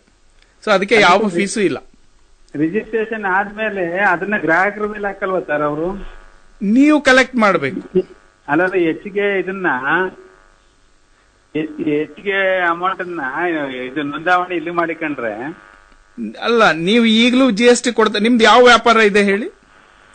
ಹೇಳಿ ಸರ್. ನಮ್ದು ಚಿಲ್ಲರೆ ಅಂಗಡಿ ಇದೆ. ಅಲ್ಲ, ಚಿಲ್ಲರೆ ಅಂಗಡಿ ಅಂದ್ರೆ ಏನ್ ಸರಕು ಮಾರ್ತೀರಾ? ಮಾಮೂಲಿ ಇದು ಹಾಲು ಮತ್ತೆ ಮಿಕ್ಕದೆಲ್ಲ ಬರುತ್ತಲ್ಲ. ಹಾಲು, ಇದಕ್ಕೆ GST ಇಲ್ಲ. ಹಾ, ನಿಮಗೆ ರಿಜಿಸ್ಟ್ರೇಷನ್ ಬೇಕು ಇಲ್ಲ. ನಿಮ್ ಟರ್ನ್ ಓವರ್ 1 ಕೋಟಿ ಆದ್ರೂ ಕೇವಲ ಹಾಲ್ ಮಾರ್ತಾ ಇದ್ರೆ ಬೇಕಿಲ್ಲ. ಕೇವಲ ತರಕಾರಿ ಮಾರ್ತಾ ಇದ್ರೆ ನಿಮ್ಗೆ GST ರಿಜಿಸ್ಟ್ರೇಷನ್ ಬೇಕಿಲ್ಲ. ಅದ್ರ ಜೊತೆ ತೆರಿಗೆಗೆ ಒಳಪಡುವಂತದ್ದು ಏನಾದ್ರು ಮಾರಿದ್ರೆ, ಈಗ ಹಾಲಿನ ಜೊತೆ ನೀವು ಫಾರ್ KMF ನವ್ರದ್ದು ನಂದಿನಿ ಹಾಲ್ ಮಾರ್ತೀರಾ, ಅದ್ರ ಜೊತೆಗೆ ನೀವು KMF ಪೇಡ ಮಾಡ್ತಿರ್ಬಹುದು, ಮಿಲ್ಕ್ ಪೌಡರ್ ಮಾರ್ತಿರ್ಬಹುದು, ಸ್ವೀಟ್ ಮಾರ್ತಿರ್ಬಹುದು, ಐಸ್ ಕ್ರೀಮ್, ಅವಾಗ ಅದಕ್ಕೆ GST ಬರುತ್ತೆ. ಅದಕ್ಕೆ ನೋಂದಣಿ ಕಡ್ಡಾಯ ಆಗ್ಲೇಬೇಕು. 40 ಲಕ್ಷದ ಮೇಲೆ ಆದ್ರೆ ಸರಕುಗಳದಿದ್ರೆ, ನಿಮ್ದು ವರ್ಷಕ್ಕೆ 40 ಲಕ್ಷದ ಮೇಲೆ ಸೇಲ್ಸ್ ಆಗ್ತಿದ್ರೆ ನೀವು ರಿಜಿಸ್ಟ್ರೇಷನ್ ತಗೊಳ್ಳೇಬೇಕು, GST ಕಟ್ಟಲೇಬೇಕು, ಕಲೆಕ್ಟ್ ಮಾಡಿ ಕಟ್ಟಬೇಕು. ಅದ್ರೊಳಗಡೆ ಇದ್ರೆ ಬೇಕಾಗಿರಲ್ಲ, ಬೇಕಿಲ್ಲ. 40 ಲಕ್ಷದ ಒಳಗಡೆ ಇದ್ರೆ ಬೇಕಿಲ್ಲ. ಒಳ್ಳೇದು ಸರ್, ಮುಂದಿನ ಕರೆಗೆ ಹೋಗ್ತಾ ಇದ್ದೇವೆ. ನಮಸ್ತೆ ಆಕಾಶವಾಣಿ. ಹಲೋ, ನಮಸ್ತೆ, ಹೇಳಿ ಸರ್, ಬೇಗ ಮಾತಾಡಿ. ನಮಸ್ಕಾರ ಕುಲಕರ್ಣಿ ಸರ್. ನಮಸ್ತೆ, ಹೇಳಿ. ನಮ್ದು ಅದೇ ಪ್ರಶ್ನೆ ಅಲ್ಲ, ಇದು ಜಸ್ಟ್ ಒಂದು ಸಜೆಷನ್. ನೀವು ಯಾರು ಅಂತ ಹೇಳಿ ಸರ್ ಫಸ್ಟ್. ನಾನು ಶ್ರೀಕಾಂತ್ ಕುಲಕರ್ಣಿ ಅಂತ ಧಾರವಾಡದಿಂದ ಮಾತಾಡ್ತಾ ಇದ್ದೀನಿ. ಹೇಳಿ ಶ್ರೀಕಾಂತ್. ನಮ್ದು ಕೆಲವೊಂದು ಪ್ರಾಡಕ್ಟ್ಸ್ GST ಎಕ್ಸಂಪ್ಷನ್ ಇದೆ ಸರ್. ಅವುಗಳಿಗೂ ಸಹಿತ ನಾವು GST ಫೈಲ್ ಮಾಡ್ತಾ ಇದೀವಿ. ಬಟ್ ಕೆಲವೊಂದ್ ಸಾರಿ ಏನೋ ಅನಿವಾರ್ಯ ಕಾರಣಗಳಿಂದ ಲೇಟ್ ಆಗ್ತದ ಅನ್ಕೊಳ್ಳಿ ಫೈಲಿಂಗ್. ಅವಕ್ಕೂ ಸಹಿತ ನಾವು ಒಂದ್ ಸ್ವಲ್ಪ ಲೇಟ್ ಫೀಸ್ ಆಗ್ಲಿ ಪೆನಾಲ್ಟಿ ಹಾಕ್ತಾ ಇದ್ದೀರಾ. ಸ್ವಲ್ಪ ಆ ಒಂದು ದೃಷ್ಟಿನಲ್ಲಿ ಏನಾದ್ರೂ ನಿಮ್ಮ GST ವತಿಯಿಂದ ಮಾತಾಡ್ಕೊಂಡು ಎಕ್ಸಾಮ್ಷನ್ ಅದನ್ನು ಕೊಟ್ರೆ ಒಳ್ಳೇದು ಅಂತ ಒಂದು ಸಜೆಷನ್. ಅಲ್ಲಿ ಒಂದೇನಿದೆ, ಒಂದು ಸಾರಿ ನೀವು GST ರಿಜಿಸ್ಟ್ರೇಷನ್ ತಗೊಂಡ್ಮೇಲೆ ಕಾಲಕ್ಕೆ ನೀವು ರಿಟರ್ನ್ ಫೈಲ್ ಮಾಡಲೇಬೇಕು. ಈವನ್ ನಿಮ್ದು ನಿಲ್ ರಿಟರ್ನ್ ಇದ್ರೂ ಸಹ. ಅಲ್ಲ, ಇನ್ನೊಂದು ಪ್ರಶ್ನೆ, ನಿಮ್ದು ಎಕ್ಸಾಮ್ಟೆಡ್ ಟರ್ನ್ ಓವರ್ ಇರುವಾಗ ನೀವು ಟ್ಯಾಕ್ಸ್ ಅಂತೂ ಕಟ್ಟೋದಿಲ್ಲ. ಟೈಮ್ಲಿ ನಿಮ್ಗೆ ರಿಟರ್ನ್ ಫೈಲ್ ಮಾಡ್ಲಿಕ್ಕೆ ಏನ್ ತೊಂದರೆ ಇದೆ? ಒಂದೊಂದ್ ಸಾರಿ ಸ್ವಲ್ಪ ಲೇಟ್ ಆಗುತ್ತೆ. ಅದು ಆನ್ಲೈನ್ ಇದೆ. GST ನಲ್ಲಿ ಲೇಟ್ ಫೀ ವಿಧಿಸೋದು ಸಹ ಆನ್ಲೈನ್ ಇದೆ, ಆಟೋಮೆಟಿಕ್ ಆಗುತ್ತೆ. ಅದಕ್ಕೆ ಏನು ಅಲ್ಲಿ ಕನ್ಫ್ಯೂಷನ್ ಇಲ್ಲ. Thank you. ಒಳ್ಳೇದು ಸರ್, ಮುಂದಿನ ಕರೆ. ನಮಸ್ತೆ ಆಕಾಶವಾಣಿ. ಹಲೋ, ನಮಸ್ಕಾರ ರೀ. ಯಾರು, ಎಲ್ಲಿಂದ? ನಾವು ಸುಲೇಪೇಟೆಯಿಂದ ಬಸವರಾಜ ಪಾಂಚಾಳ್ ಅಂತ ಮಾತಾಡೋದು. ಪದ್ಮಾಕರ್ ಸರ್ ಮಾತಾಡೋದು. ನಮಸ್ತೆ, ಹೇಳಿ. ನಮಸ್ಕಾರ ರೀ ಪದ್ಮಾಕರ್ ಸರ್. ನಮಸ್ತೆ, ಹೇಳಿ ಪಾಂಚಾಳ್ ಅವ್ರೆ. ಸುಲೇಪೇಟೆಯಿಂದ ಬಸವರಾಜ ಪಾಂಚಾಳ್ ರೀ. ಹೇಳ್ರಿ. ಇದು ಫೋಟೋ ಸ್ಟುಡಿಯೋದವ್ರಿಗೆ GST ಹಾಕ್ತಾರೇನ್ರಿ ಸರ್? ನಿಮ್ದು ಎಷ್ಟು ಟರ್ನ್ ಓವರ್ ಇದೆ ಅದ್ರ ಮೇಲೆ ಆಗುತ್ತೆ. ಅಲ್ಲಿ ನಿಮ್ದು 20 ಲಕ್ಷ ಮೇಲೆ ಆದ್ರೆ ನಿಮ್ಗೆ ಬರುತ್ತೆ. ಹೌದೇನ್ರಿ? ಇನ್ನೊಂದು ಪ್ರಶ್ನೆ ಇದೆ. ಅದು UPI ಅಂತ ಹೇಳಿ ಬೆಂಗಳೂರಲ್ಲಿ ನಡ್ತಲ್ರಿ, ಮಾಧ್ಯಮದಲ್ಲಿ ಓದಿನಿ. ಅವರಿಗೆ 10 ಲಕ್ಷ ನೋಟಿಸ್ ಅಂತ ಹಾಕ್ತಾ ಇದಾರಂತ.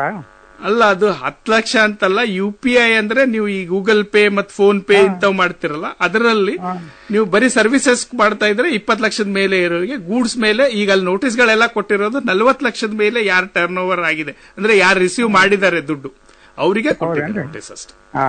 ಒಳ್ಳೇದು ಬಸವರಾಜ್. ಮುಂದಿನ ಕರೆ. ನಮಸ್ತೆ ಆಕಾಶವಾಣಿ. ನಮಸ್ಕಾರ ಸರ್. ಯಾರು ಎಲ್ಲಿಂದ ಮಾತಾಡ್ತೀರಿ? ಅರಕೆರೆಯಿಂದ ಸಿ ನಾಗರಾಜು ಅಂತ ಸರ್. ಹೇಳಿ ನಾಗರಾಜ್. ಸರ್, ಈ GST ಅನ್ನೋ ಪದ ಈಗ 2 ವರ್ಷದಿಂದ ನಮಗ್ ಕಣ್ಗೆ ಕಾಣ್ತಿರ್ಲಿಲ್ಲ. ಅಲ್ಲ, ಏನಾದ್ರು 2 ವರ್ಷದಿಂದ ಈಚೆಗೆ ಏನಾಯ್ತು, ಪ್ರತಿಯೊಂದು ಅಂಗಡಿಗೆ ಹೋದ್ರೆ ಒಂದು ಎಣ್ಣೆ 110 ರೂಪಾಯಿ ಇತ್ತು, ಅದಕ್ಕೀಗ 150 ರೂಪಾಯಿ ಆಗೈತೆ. ಕೇಳಿದ್ರೆ GST ಹಾಕೋದ ಕಣಪ್ಪ, ಇದಕ್ ಬೆಲೆ ಜಾಸ್ತಿ ಅಂತ ಅವ್ರಂತಾರೆ. ನಾವು ಸಾಮಾನ್ಯ ಜನ, ಸಾಮಾನ್ಯ ವರ್ಗದವರು ಪ್ರತಿಯೊಂದನ್ನು ಈ ತರ ಭಾರ ಬೀಳ್ತಾ ಇದ್ರೆ ನಾವು ಮುಂದೆ ಜೀವನ ನಡೆಸೋದು ಹೆಂಗೆ? ಪ್ರತಿಯೊಂದಕ್ಕೂ GST ಅಂತಾರೆ. ಏನ್ ಮಾಡುದು ಸರ್ ಈಗ ನಾವು? ಯಾಕೆಂದ್ರೆ ಸಾಮಾನ್ಯ ಜನ ಬದುಕುದೇ ತುಂಬಾ ಕಷ್ಟ ಆಗೋಯ್ತೆ. ಪ್ರತಿಯೊಂದಕ್ಕೂ ಟ್ಯಾಕ್ಸ್. ನನ್ ಪ್ರಕಾರ ಕಡ್ಡಿ ಪೆಟ್ಟಿ ಉಪ್ಪು 2ಕ್ಕೆ ಇಲ್ವೇನೋ, ಬಾಕಿಕ್ಕೆಲ್ಲ ಟ್ಯಾಕ್ಸ್ ಅಂತ ಅಂದ್ರೆ ಅಂತ ಅಂದ್ರೆ ಮುಂದೆ ನಾವು ಸಾಮಾನ್ಯ ಜನ ಹೆಂಗೆ ಸರ್ ಜೀವನ ಮಾಡೋದು? ಓಕೆ, ನಾಗರಾಜ್ ಅವರೇ, ತಮ್ಮ ವಯಸ್ಸೆಷ್ಟು? ನನ್ಗೀಗ 61 ವರ್ಷ ಸರ್. ನಾನೊಬ್ಬ ರೈತ.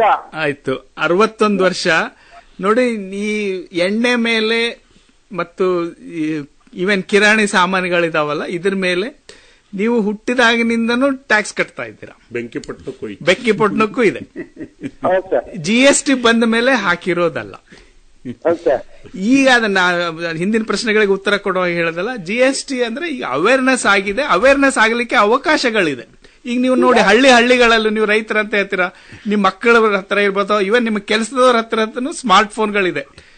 ಅದರಲ್ಲಿ ವಾಟ್ಸ್ಆಪ್ಗಳು ಬರುತ್ತೆ, ಫೇಸ್ಬುಕ್ ಅಲ್ಲಿ ಇರುತ್ತೆ, ಅಲ್ಲೆಲ್ಲ GST ಬಗ್ಗೆ ಇದ್ರ ಬಗ್ಗೆ ಚರ್ಚೆಗಳಾಗುತ್ತೆ. ಹಿಂಗಾಗಿ ಜನರಿಗೆ ಅರಿವಾಗಿದೆ. ಈಗ ಇದೊಂದು ತೆರಿಗೆ ಪದ್ಧತಿ ಅಷ್ಟೇ.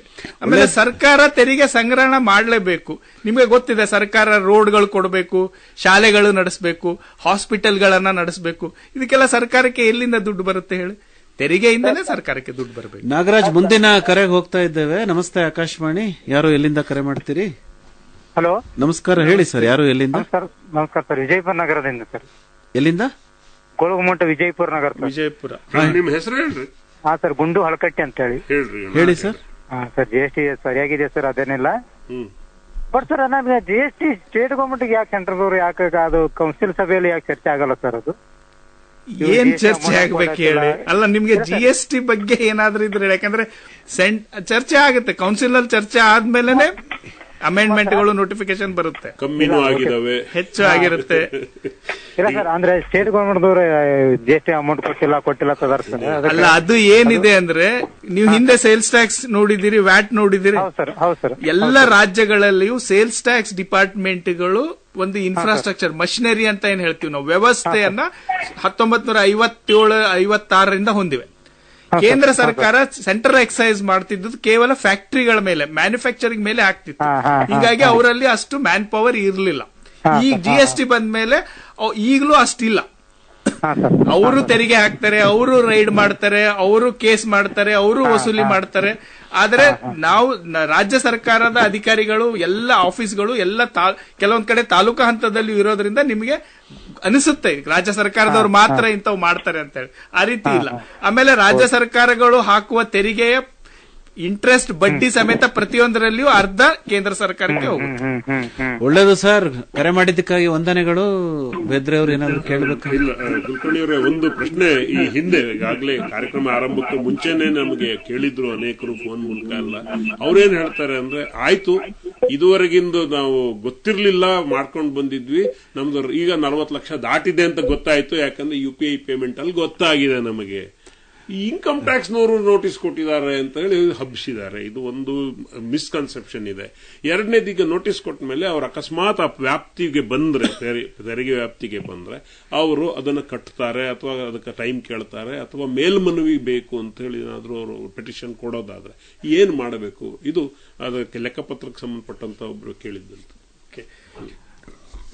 ಮೊದಲನೇದಾಗಿ UPI ಪೇಮೆಂಟ್, UPI ಒಂದೇ ಅಲ್ಲ, ನೀವು ಯಾವುದೇ ಪೇಮೆಂಟ್ ಇವನ್ ನೀವು ಕ್ಯಾಶ್ ತಗೊಂಡು ನಿಮ್ಮ ಅಕೌಂಟ್ಗೆ ಜಮಾ ಮಾಡಿದ್ರೆ, ನನಗೆ ಇರೋ ನಾಲೆಜ್ ಪ್ರಕಾರ 2 ಇಲಾಖೆಗಳು ನಿಮಗೆ ಕೇಳುತ್ತೆ. ಒಂದು GST. ಯಾಕೆ ದುಡ್ಡು ಬಂತು, ನೀವೇನಾದ್ರೂ ಸಪ್ಲೈ ಮಾಡಿದಿರಾ ಅಂತ ಹೇಳಿ.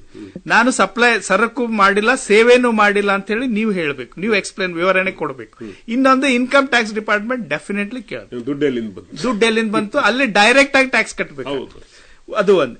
ಎರಡನೇದು, ನೀವು 40 ಲಕ್ಷ ನೀವು ಗೂಡ್ಸ್ ಮಾರಾಟದಲ್ಲಿ ನೀವು ತೊಡಗಿಸಿಕೊಂಡಿದ್ದು, ನಿಮ್ಮ ಟರ್ನ್ ಓವರ್ 40 ಲಕ್ಷ ದಾಟಿದೆ ಅಂದ್ರೆ GST ಕಾನೂನಿನ ಒಂದು ರಿಜಿಸ್ಟ್ರೇಷನ್ ಪ್ರಕರಣ ಏನು ಹೇಳ್ತೀವಿ ನಾವು, ಸೆಕ್ಷನ್ 25 ಪ್ರಕಾರ 30 ದಿನಗಳ ಒಳಗೆ ನೀವು ರಿಜಿಸ್ಟ್ರೇಷನ್ ತಗೊಳ್ಳಬೇಕು. ಇಟ್ ಇಸ್ ಮ್ಯಾಂಡೇಟರಿ, ಕಡ್ಡಾಯವಾಗಿ ನೀವು ತಗೊಳ್ಬೇಕು.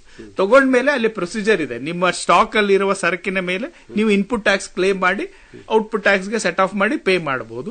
ಅಥವಾ ನಿಮ್ಮ ಟರ್ನ್ ಓವರ್ 1.5 ಕೋಟಿಗಿಂತ ಕಡಿಮೆ ಆಗುತ್ತೆ, ನೀವು ಸಣ್ಣ ವ್ಯಾಪಾರಿಗಳಿದ್ವಿ, ನಮಗೆ ಲೆಕ್ಕ ಪುಸ್ತಕ, ಇನ್ಪುಟ್ ಟ್ಯಾಕ್ಸ್ ಔಟ್ಪುಟ್ ಟ್ಯಾಕ್ಸ್ ಗೋಜಲ್ ಬೇಡ ಅಂದ್ರೆ ನೀವು ಕಾಂಪೋಸಿಷನ್ ಗೆ ಆಪ್ಟ್ ಮಾಡಿ 1% ಟ್ಯಾಕ್ಸ್ ಕೊಡಬಹುದು. ಅದು ಇನ್ನೊಂದ್ಸರಿ ಎಕ್ಸ್ಪ್ಲೈನ್ ಮಾಡಿ, ಯಾಕಂದ್ರೆ ತುಂಬಾ ಜನ ನಾವು ಎಲ್ಲದಕ್ಕೂ CA ಹತ್ರ ಹೋಗ್ಬೇಕಾ, ಆಡಿಟರ್ ಹತ್ರ ಹೋಗ್ಬೇಕಾ, ನೆನ್ನೆ ಎಲ್ಲ ಪ್ರಶ್ನೆ ಕೇಳ್ಕೊಂಡಿದ್ದು. ಇಲ್ಲ, ನೀವು ಸರಳವಾಗಿ ಒಂದು ದಿನಸಿ ಅಂಗಡಿ ಇಟ್ಕೊಂಡಿದ್ದೀರಾ, ಅಥವಾ ನೀವು ಒಂದು ಹಾರ್ಡ್ವೇರ್ ಚಿಕ್ಕ ಅಂಗಡಿ ಇದೆ, ಯಾವುದೇ 1.5 ಕೋಟಿ ವರ್ಷಕ್ಕೆ 1.5 ಕೋಟಿಗಿಂತ ನಿಮ್ಮ ಟರ್ನ್ ಓವರ್ ಕಡಿಮೆ ಆಗುತ್ತಿತ್ತು ಅಂದ್ರೆ ನೀವು ಕಾಂಪೋಸಿಷನ್ ರಾಜಿ ತೆರಿಗೆ ಪದ್ಧತಿ ಅಂತ ಇದೆ, ಅದಕ್ಕೆ ನೀವು ಆಪ್ಟ್ ಮಾಡಿದ್ರೆ ಕೇವಲ 1% ಟ್ಯಾಕ್ಸ್ ಅನ್ನ ನೀವು.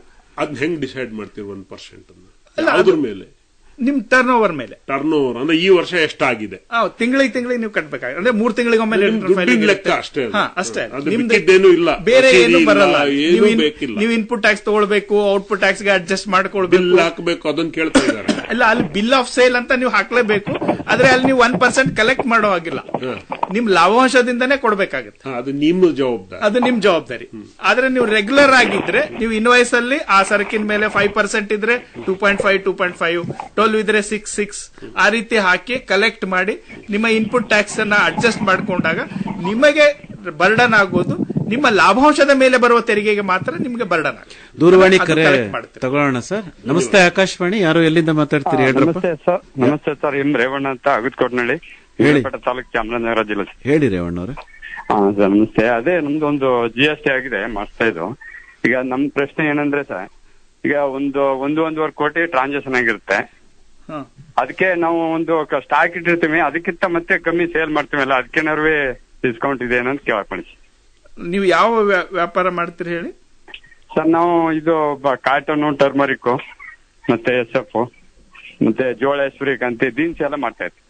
ಓಕೆ. ಕೃಷಿ ಉತ್ಪನ್ನಗಳು, ಕೃಷಿ ಉತ್ಪನ್ನನ ಅಥವಾ ಸೀಡ್ಸ್? ರೈತರಿಂದ ಖರೀದಿ ಮಾಡೋದು ಸರ್.